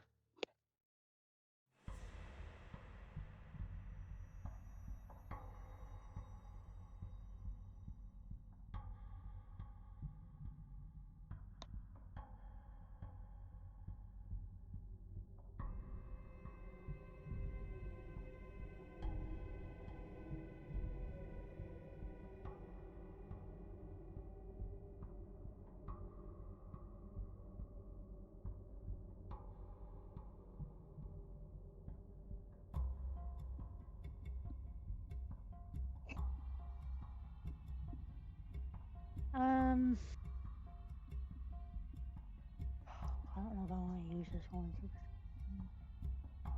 I want to try to. Can I try to cast fairy fire in that general area from where I saw it? Yeah.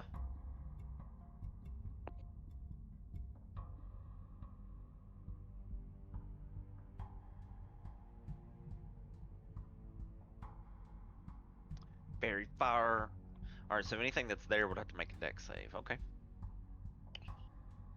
Let's see. I guess because you point out the spot again and I can make a box. Yeah, hang on, let me get my thing loaded up here.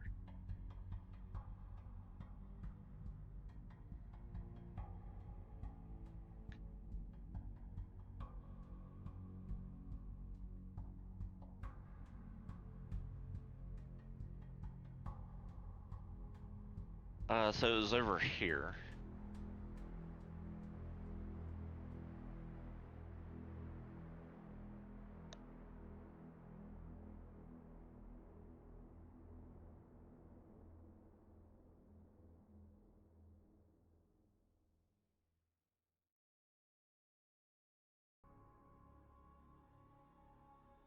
I guess maybe about there. Okay. So the fairy fire rains down into the fog and it sort of bathes the area. You don't see that it falls on any humanoid shapes, though.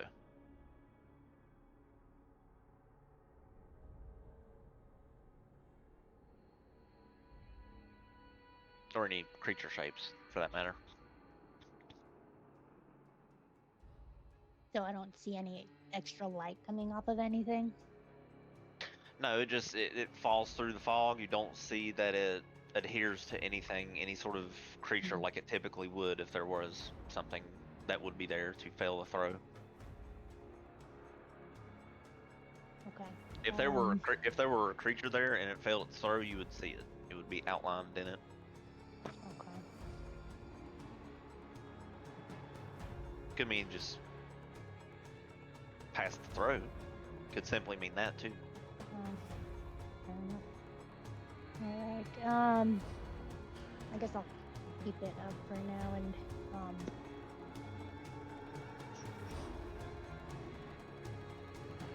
end my turn now, I think.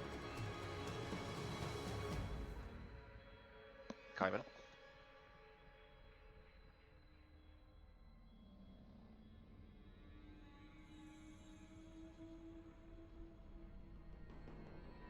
Would my eyes of night give me any advantage to dimly lit fog? I wouldn't say that it's dimly lit. It's just it's pretty. It's just I would say heavily obstructed would be the term. You can sort of see like the shrubbery and stuff through the fog. It's just heavily obstructed. It's not dark per se.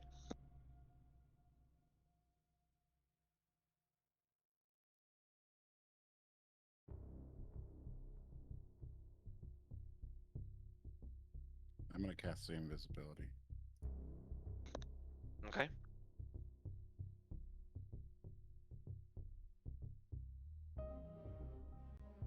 All right. So if that helps at any. Kyban, your invincibility sense pulses outward, and you see in the area where the fairy fire fell to the floor of the fog where the rest of the shrubbery is. You sort of see this hulking Oni creature brandishing his weapon, waiting for the moment to strike.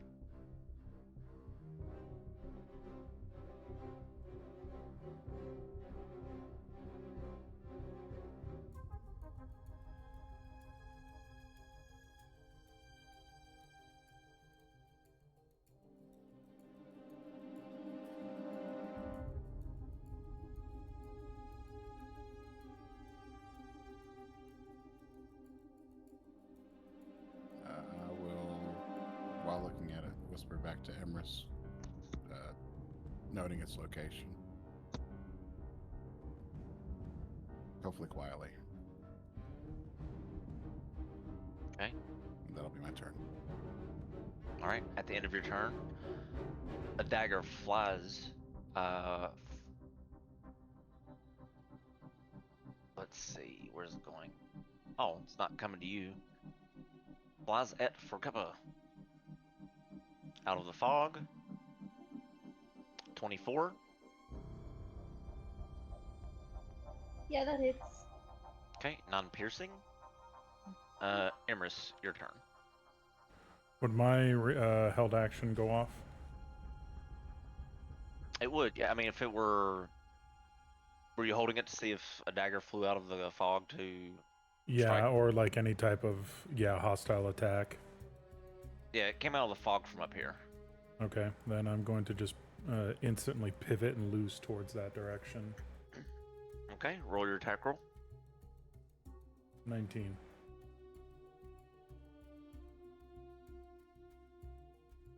Okay, roll damage. I'm gonna say just the 7. All right, you do hear it sink into something. Then nothing.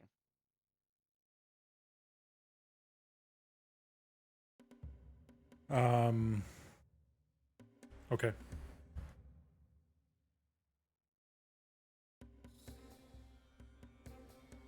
All right, Emrys.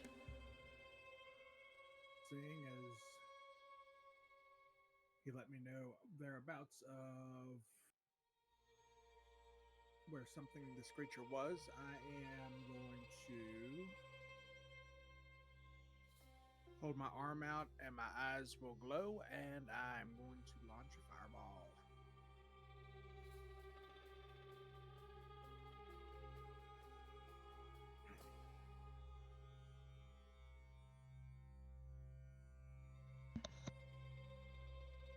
Level 3, I guess. Yeah. Okay.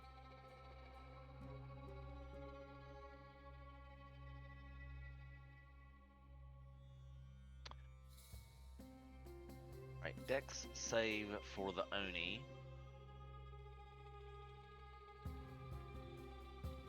That is a fail. So boom! Into the fog, this fireball erupts, and the Oni is no longer visible, of course, as combat will officially begin now that the Oni is no longer hiding in the fog. Hopefully that fog will go away too.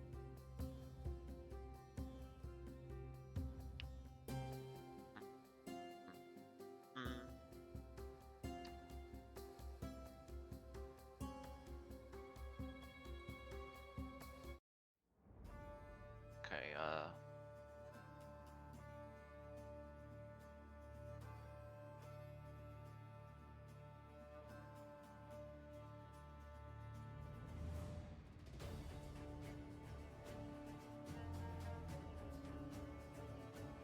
I'm having a problem.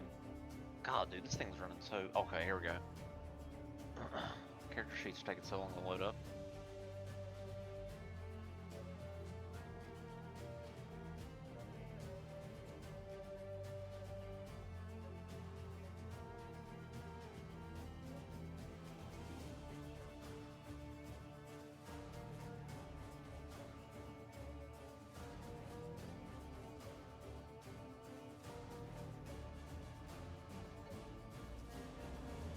Okay.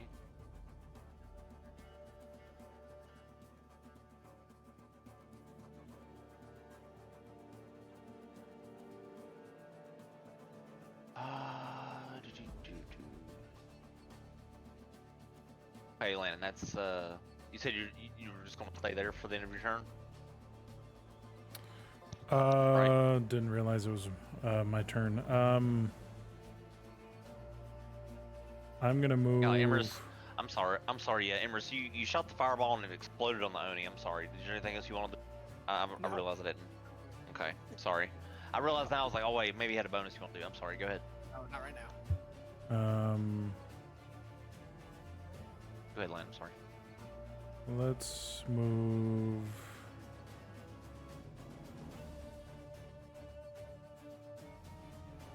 Um, 10, 20. Land's gonna get right there. Is the Oni visible to everyone now? I would say the fog has been pushed out in such a way that he's momentarily visible until the start of his next turn. Okay, then Lane is going to loose a shot at him. Okay.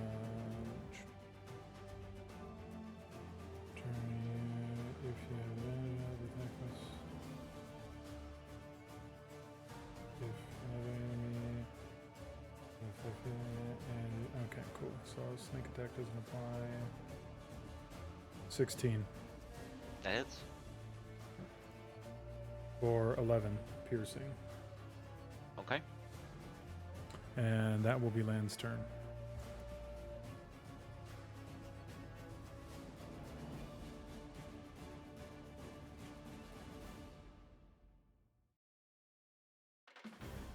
Okay, Lan, out of the bush north of you, the small creature flies out and will begin to try to attack you. Yeah, this tiny fey creature will make 3 dagger attacks at you. So it'll fly up to your face and neck and just try to stab the shit out of you. First roll is a 10. I don't know why it's whispered. 10 misses, I'm sure. Yeah, 10 misses. Okay, 16. Misses. Alright, and natural 1 will miss. Yep. Alright, Cup, your turn.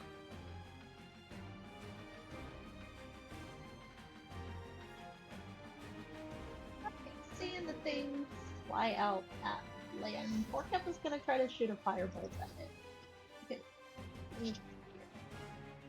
Okay. 29. Oh shit, nice. Good job! Yeah.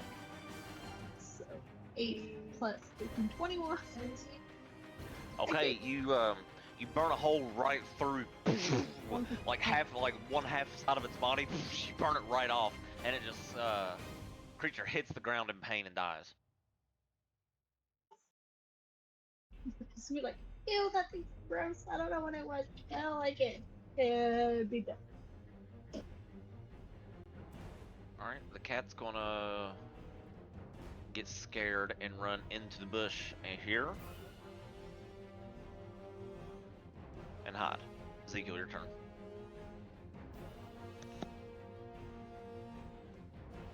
Alright, let me measure something real quick.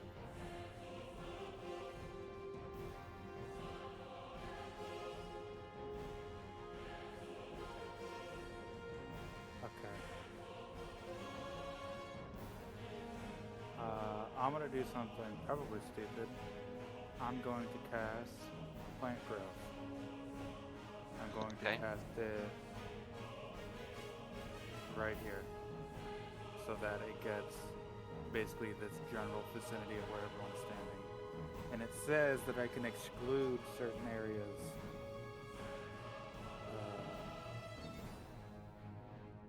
You can exclude one or more areas of any size within the spell's area from being affected. So I'm going to cast it in the middle right here, right behind, or I guess right in front of Aramis. And it's going to swell around the map, but basically this like section, or no, I should say like this section right here, this and this is excluded. So this area and this area. So there's like a big rectangle in the middle. Actually, no. Where's the... Nope, that's not it.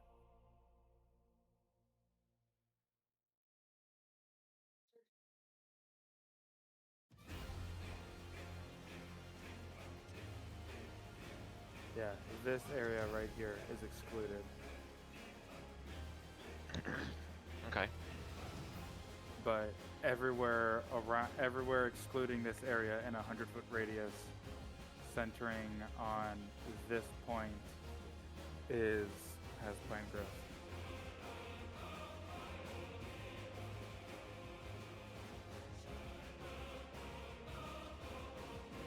So we just put like this little template down or something, Yeah. something like that. Yeah, so it's a 100-foot radius. So this area could be like the excluded bit because it says I can do that. But let's see.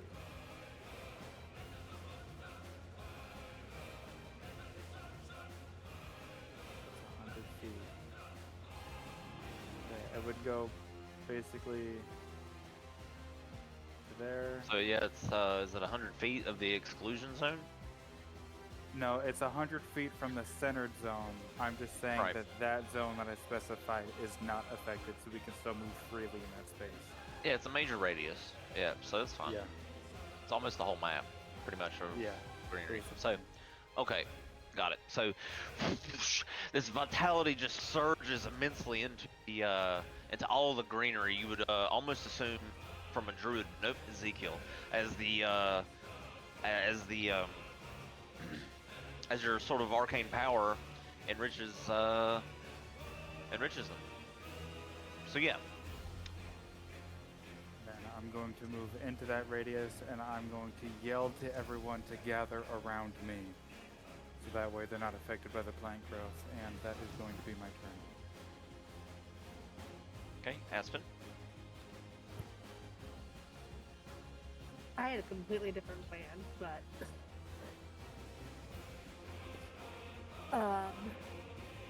I'm going to rage. Okay, Where's the? Let me see. Okay, there. It is. And then I want to start moving, and I'm gonna end up doing this. So 10, 20, and then 30, and that on the edge there. And since I got like a 10-foot running start, I'm gonna try and jump onto this thing. okay, athletics check.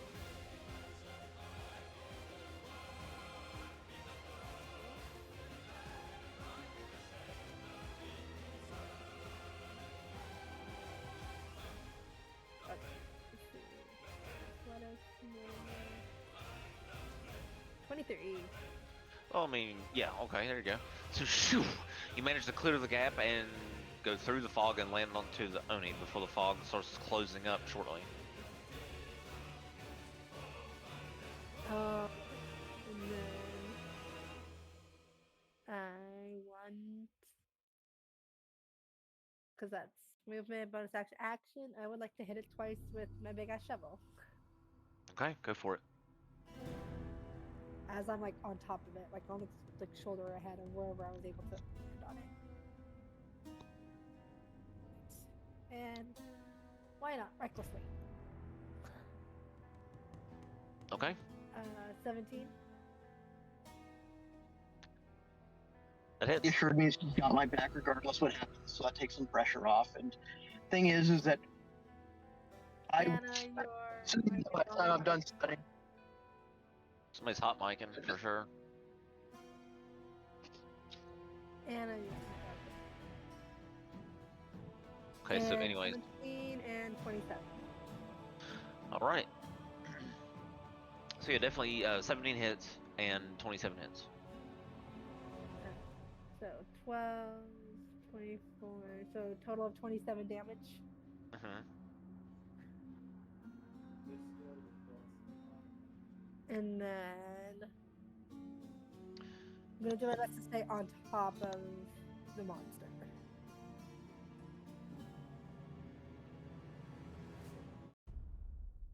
All And right. that'll be the end of my turn. All right. So the Oni is going to let's see what the Oni is going to do here.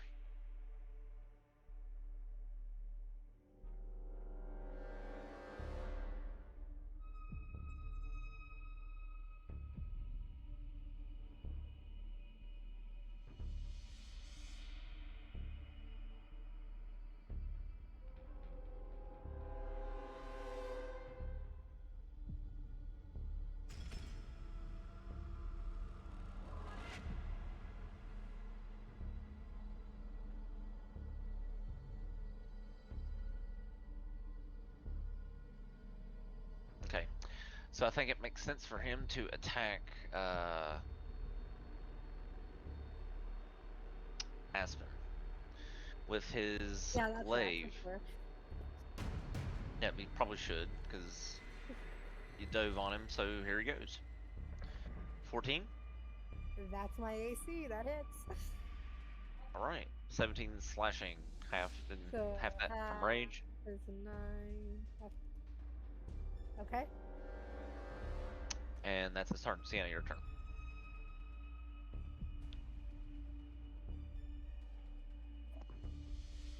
Oh, I guess this creature is the only one we can see right now. Uh-huh. The other ones seem to be in the fog or flying out of the fog, or who knows. It's really tough to tell now where all the plants have gotten like extra vitalized, so they're all really like immensely grown. It's like nobody's mowed the grass here in centuries now.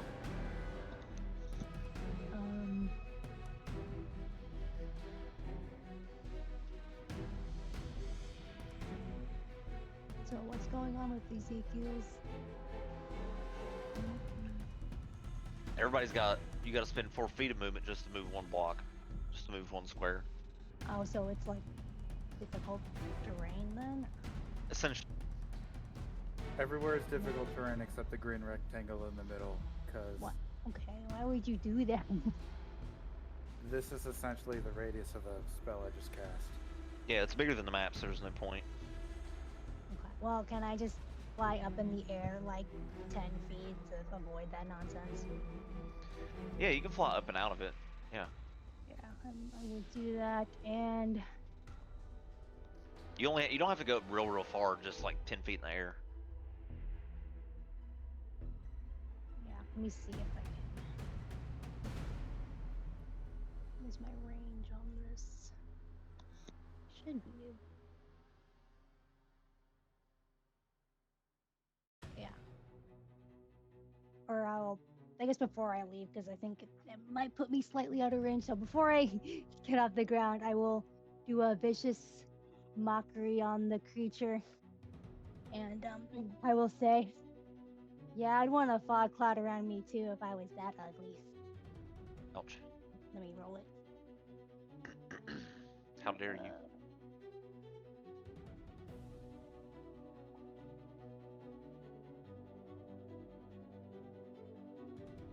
Okay, 24 wisdom save. Oh, wow. Jeez. Goodness. I do not know how to hurt people's feelings, I guess. Alright, He then has I will. amazing self-worth and Max a lot of dam- self-esteem, and he's I Max- know. worried about himself. Max damage at least, but you know, what does it matter now? I know, I don't mean nothing. I'm just too good at complimenting people, I guess. And I will give inspiration to Emrys, I guess, and he can share if he so chooses. Okay. That it? Yeah, I believe so. Okay. So, out from the fog here, Sienna, to the south of you, this creature, similar to the one that flew up to land, will fly up to you and try to stab you in the face 3 times with a dagger. 22. In the face? Yep. He's dramatic. It's going for your face. It's going for your face, collar, neck area. So I mean, you can move your head all the way, and it's going to like hit wherever it can hit you. But 22 Yeah, well, 22 hits. for 9. Owie. All right, another stab. 27. Oh, yes, that awesome. Goodness. These people are so mean. All right, 8 piercing. And then one final 27 Oh, gosh. Yep. and 10 piercing. So this little thing, this little quickling is what they're called. This little Well, then I guess Fairy Fire no longer is there. I'll put his picture in Discord. This little fucker flew out of the fog and is stabbing you. Well, it did massive damage. All right. Okay, that's the end of its turn. So on this turn, there's another creature that's going to make his appearance.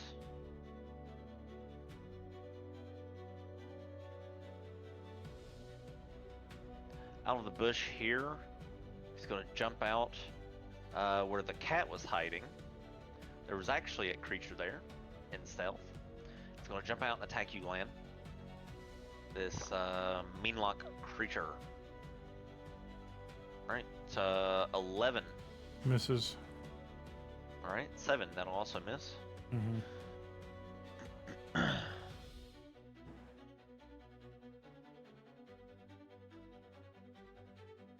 Alright, Cobbin, your turn.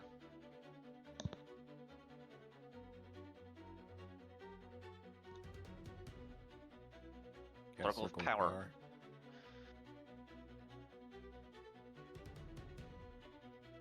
Okay. So for you and all of your friendlies, you have advantage on saving throws against spells and other effects, which is awesome.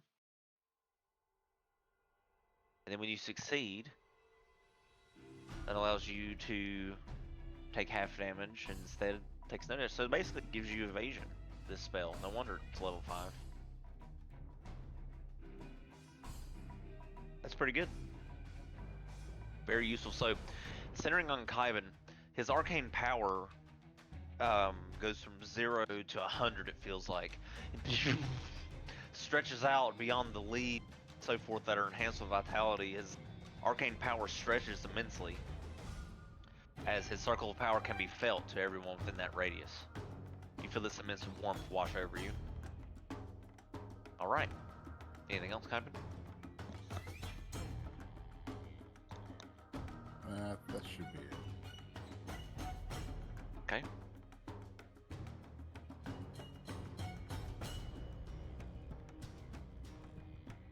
Okay,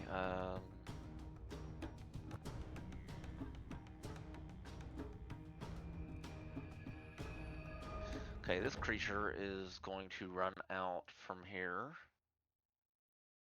and attack Aspen. Moves through the fog and jumps out and will start attacking Aspen.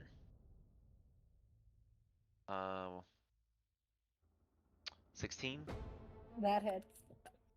and 20 hits, right? That hits. Yep. Both hit. Okay, it's 6 foot half to 3. Make a con save. Normal.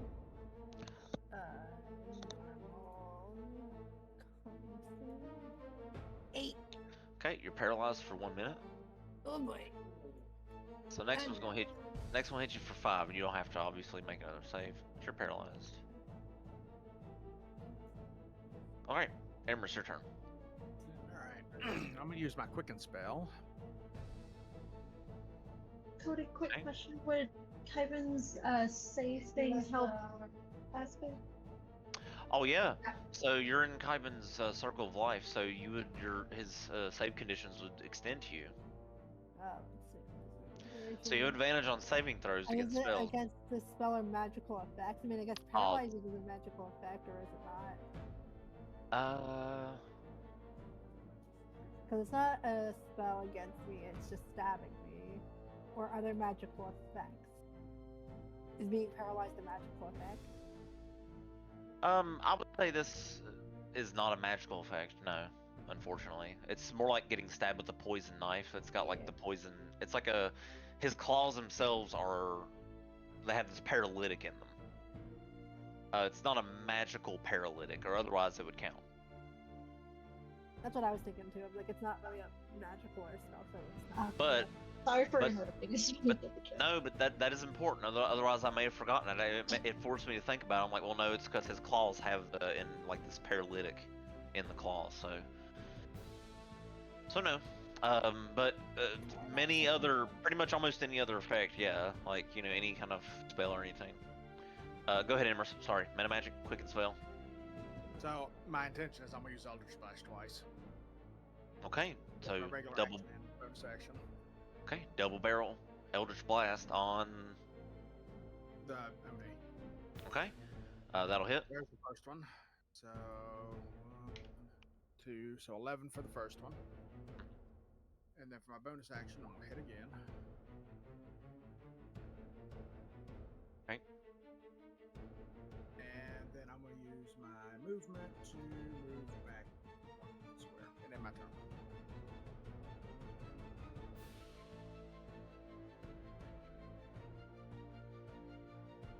Okay, Land, your turn.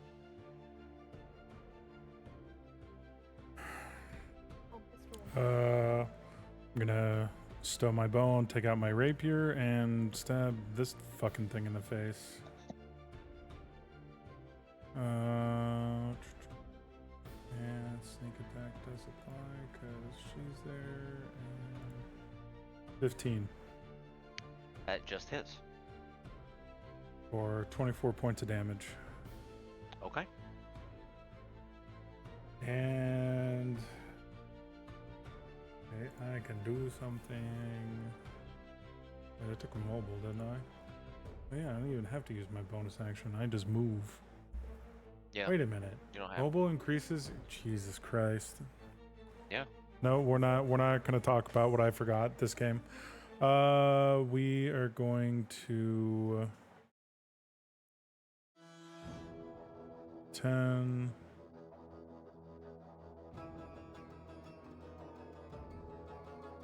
I'm gonna move right there, and that'll be the end of my turn.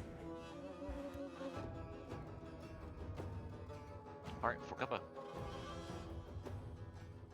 Seeing that Aspen got paralyzed, can I vortex warp her into one of these bushes to try to hide her? Yeah.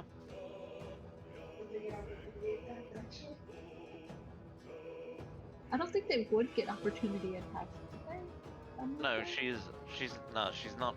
Yeah, that's what I. It's essentially Yeah, she's not willingly being moved. She's not. Yeah, and just like unceremoniously dump her in the bushes. Like, okay, she's kind of hidden. Just drop her Yep. in there. All right, so she reappears in the bush there. That's it.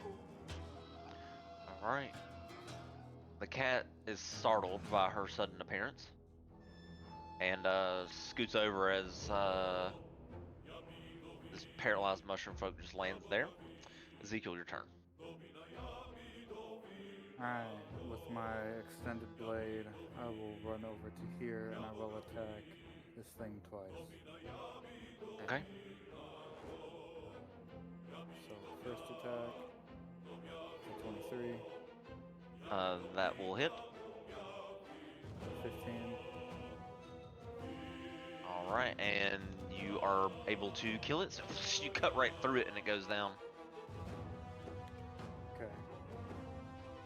And then...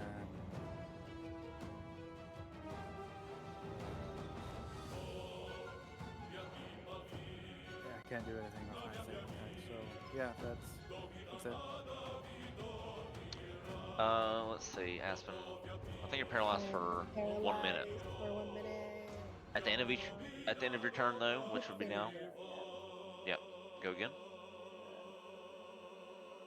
Okay. Wow, I You- just made it.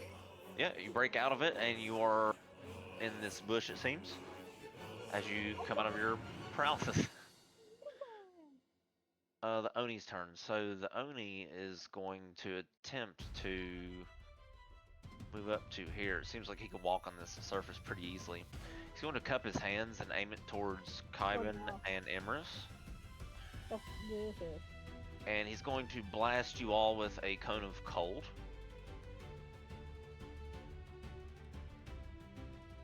I'll do that. Attack roll, saving throw, or ability check. No, he's casting a spell. Isn't that an attack? No, Oh, it's just happens. not. Okay, yeah. Yeah. If he was using it like a long sword or something, yeah, like that, or like stabbing with those daggers, yeah, that would be an attack roll, or like whatchamacallit, guiding bolt, something like that. Consider like a ranged spell attack. Gotcha. All right, so cone of cold, and that will blast Kybin, Lan, Emrys, Ezekiel, Forkuppa, Sienna, and Aspen. Even if I'm 10 feet in the air. Yes. That would, dang it. What's the point of flying?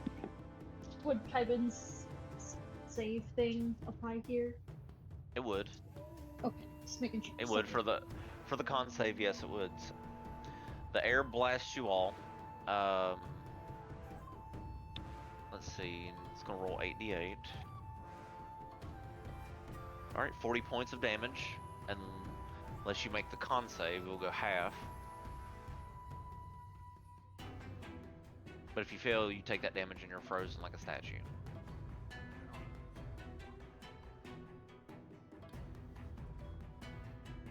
Am I able to re-roll that with my kitty cat luck? Or whatever it was, like I get to re-roll something, right? Yeah. Save me, kitty. Yes. Oh my gosh. Oh wow, What was the Cat- DC? cat luck came. Let's see. The DC on that is. Oh, that's a great question. Let me load Oni's sheet here. 13. So it's not that high. So,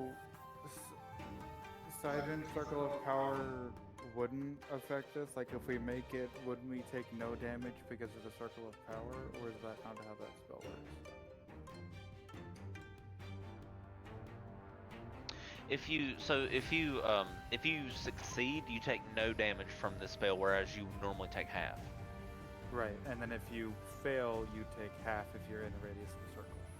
Yeah. Whereas Okay. Whereas you would normally get frozen, I think you still get frozen, but you only take half damage instead of taking the full amount of damage.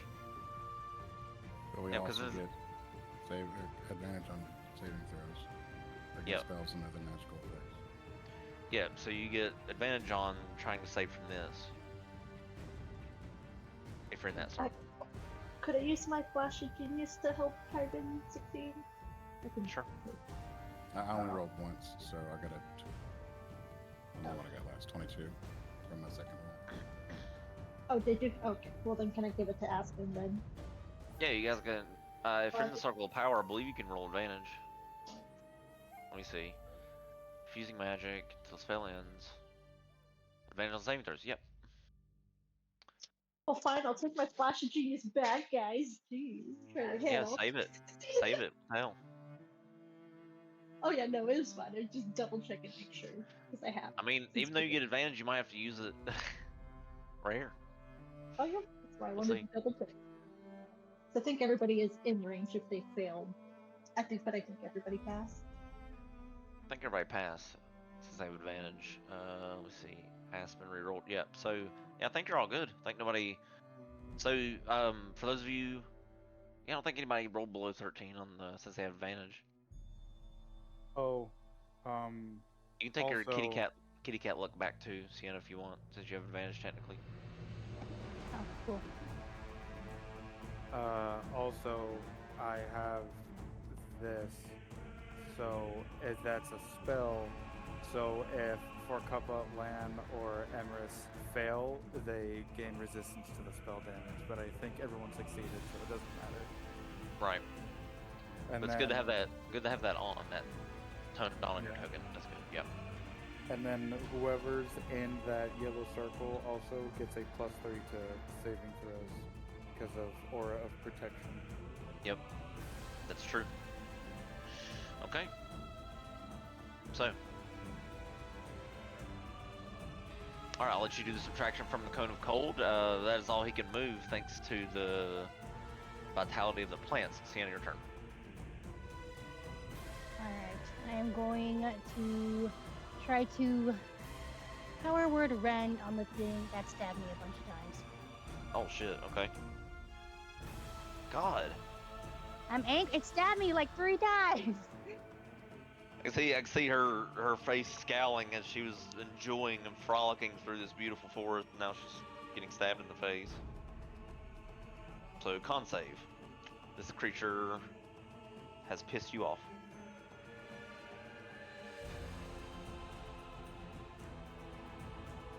$16. I feel like my save is pretty low. Oh, it says spell save DC 17. Yep, but so it's please higher fail than that. save. So it failed, yep. So it Okay, takes you 46 turn. 46 plus 20 force damage. Holy shit. Is below half has disadvantage on the saving throw? I guess should I roll the 4d6? Well, Wait, no, he's still full, so never mind. Doesn't matter anyway. Yeah, 46 plus 20.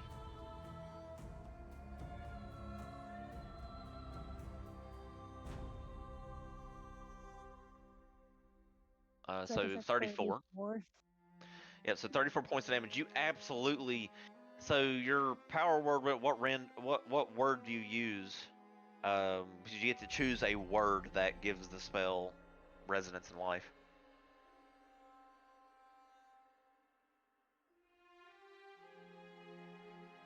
Well, I don't want to say it, but I want to say the C word.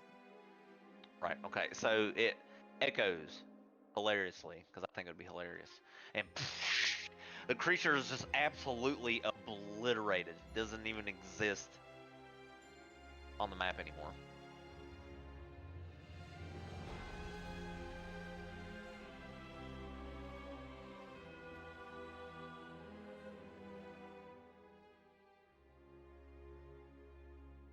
Okay, Okay. I probably want to use my bonus action, but I'm doing something real quick. Let me cooking dinner, so I'm trying not to burn stuff. Okay.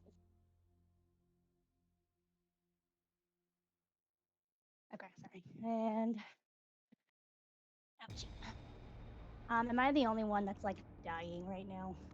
I'm not dying, but like You're not dying. You're the low. You got the lowest HP. Yeah, sure. Everyone else is all right, I everybody else guess. is like mostly okay. Yeah. Seems so. Gosh.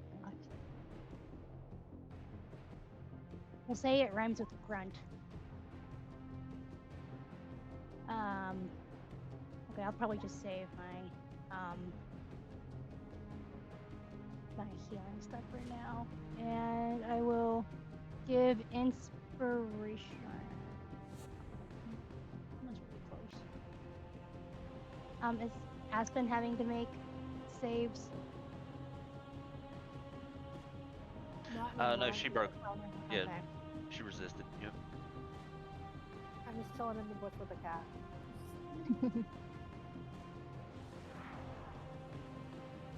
um.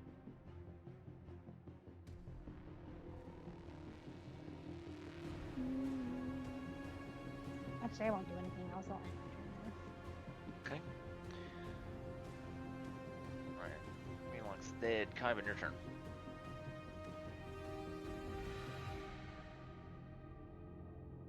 Just in case, I'm going to Twilight Sanctuary. Okay. So your Spirit of Twilight sort of emanates out from you, and it's quite a nice radius filled with light. So yeah. All right. Very nice. So your Twilight Sanctuary just sort of extends out from you. Very well.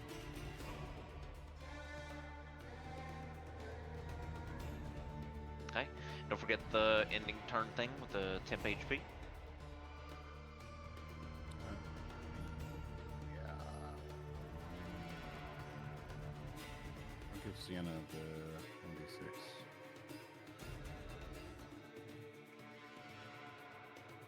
Okay.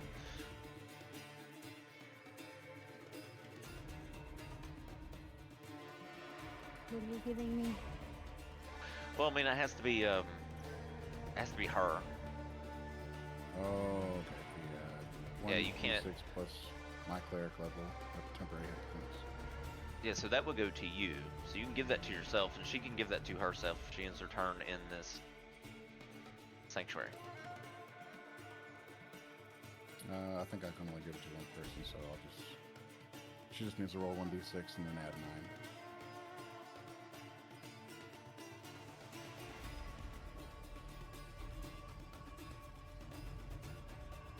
Okay. Very well. Because that's my turn. All right. This creature. Oh, what can it do? All right, it's going to shadow teleport as far as it can go, which is to there. And it's going to try to get into the zone here with land and attack him.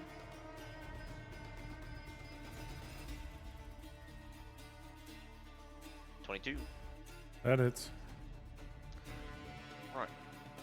Would unlock on that work now? That on that attack, yeah. Then I will do it now. Okay. So the pretty much just get disadvantage on that roll. So he's going to have to try and do another claw, which is 12. I think that misses. Misses. Right. One more attack. 20. That hits. Okay. So we'll hit with the 9. Roll a con save. Okay, you resist the paralytic. Emma, it's your turn.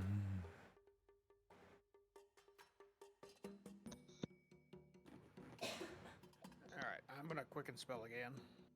Quicken spell, alright. That'll be for the Eldritch Blast, but first I'm going to use... I'm gonna point my hand out towards the Oni again and use...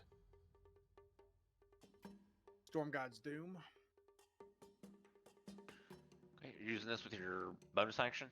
With the That's quicken? gonna be my first action, then my Eldritch Blast will be my bonus action. Oh, gotcha. Okay, because normally it's an action. Gotcha. Okay.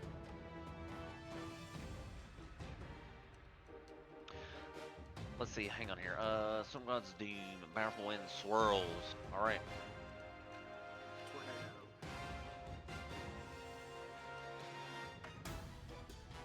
Okay, so basically you're casting this on the Oni, I'm sure, right? Yep. Okay. So it must make a strength save. That is an 18. Yep, they make so. Okay, so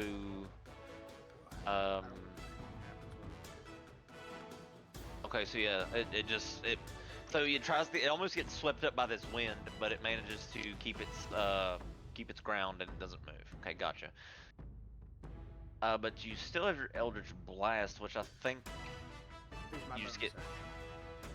Yeah, so I think you only do damage once, but you can do 2 blasts. So yeah, this blast is nat 20, so that'll hit for sure.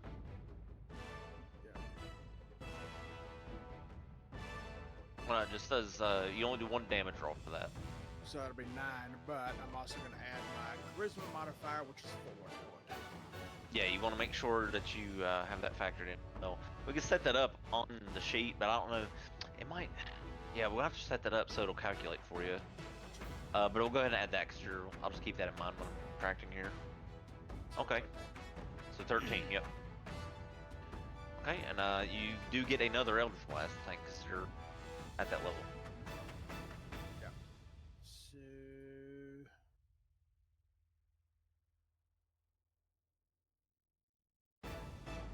That is not what I want to do. There we go. Okay, that misses. Alright, that'll end my turn. Okay, land your turn. Tony is not looking good, by the way.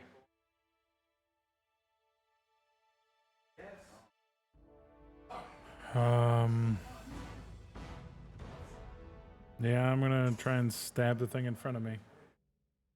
Okay. Wait, will this work? Okay, so I'm actually gonna drop to a knee to steady aim to give myself advantage. Okay. And then I'm gonna try and stab this fucker in the face. Go for it. 25 That hits. for 28 points of damage. Alright, so you managed to stab just right in between its maw and through the back of its head. And you managed to kill it. And then I will kind of flourish my rapier and flick off the blood, and then stand up and face the Oni ready to go, and that's my turn. Okay, Fukupa, your turn.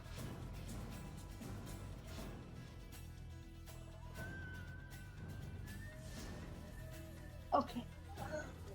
Is it just the Oni that's still alive? I'm just trying to check that we can tell.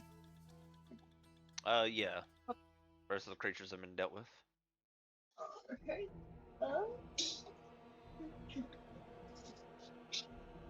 I like to cast Fortune Ray on the Oni and direct all 3 beings. Okay, Scorching Ray. Very well, so roll your attack roll with all 3 of the rays. 16. That one hits. Yay! So he takes 15, so 45 points of damage because it's 3 rays.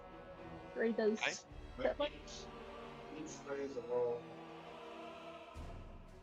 Okay, you can Oh, you make a ranged spell attack for each ray. Okay, so that's the first one. yeah, you can shoot. Go ahead and shoot the other ones.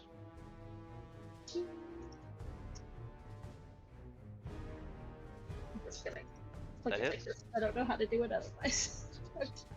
Just make sure you give yourself that slot back. 'cause Yeah. it's 20. not the one spent for the ray, but the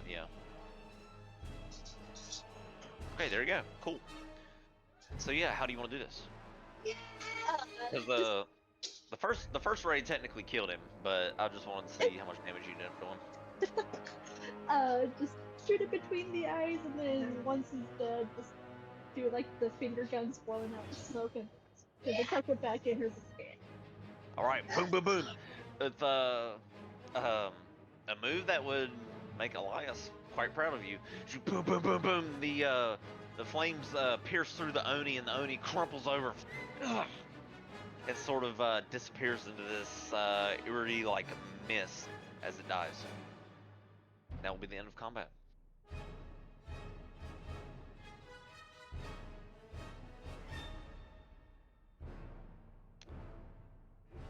And we should probably call it there. The last thing Ezekiel will say is, okay, bad news. I don't know how to make the plants go away.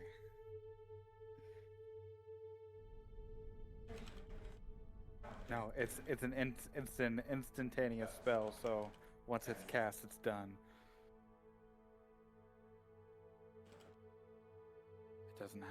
It doesn't have a duration. It just says duration instantaneous. And for radius.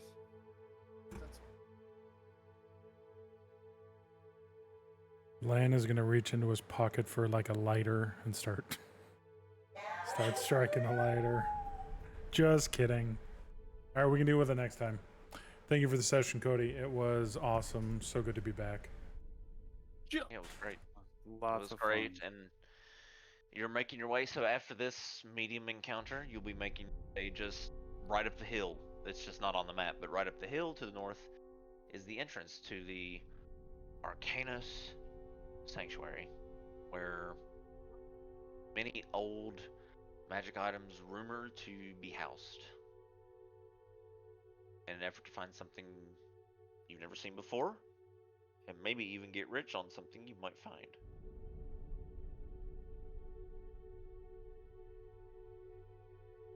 Hell yeah. Alright, so I'm gonna hop off here. I'll talk to you guys later. Bye-bye. Bye, everybody. Have a good week. Bye bye. After a month of being away.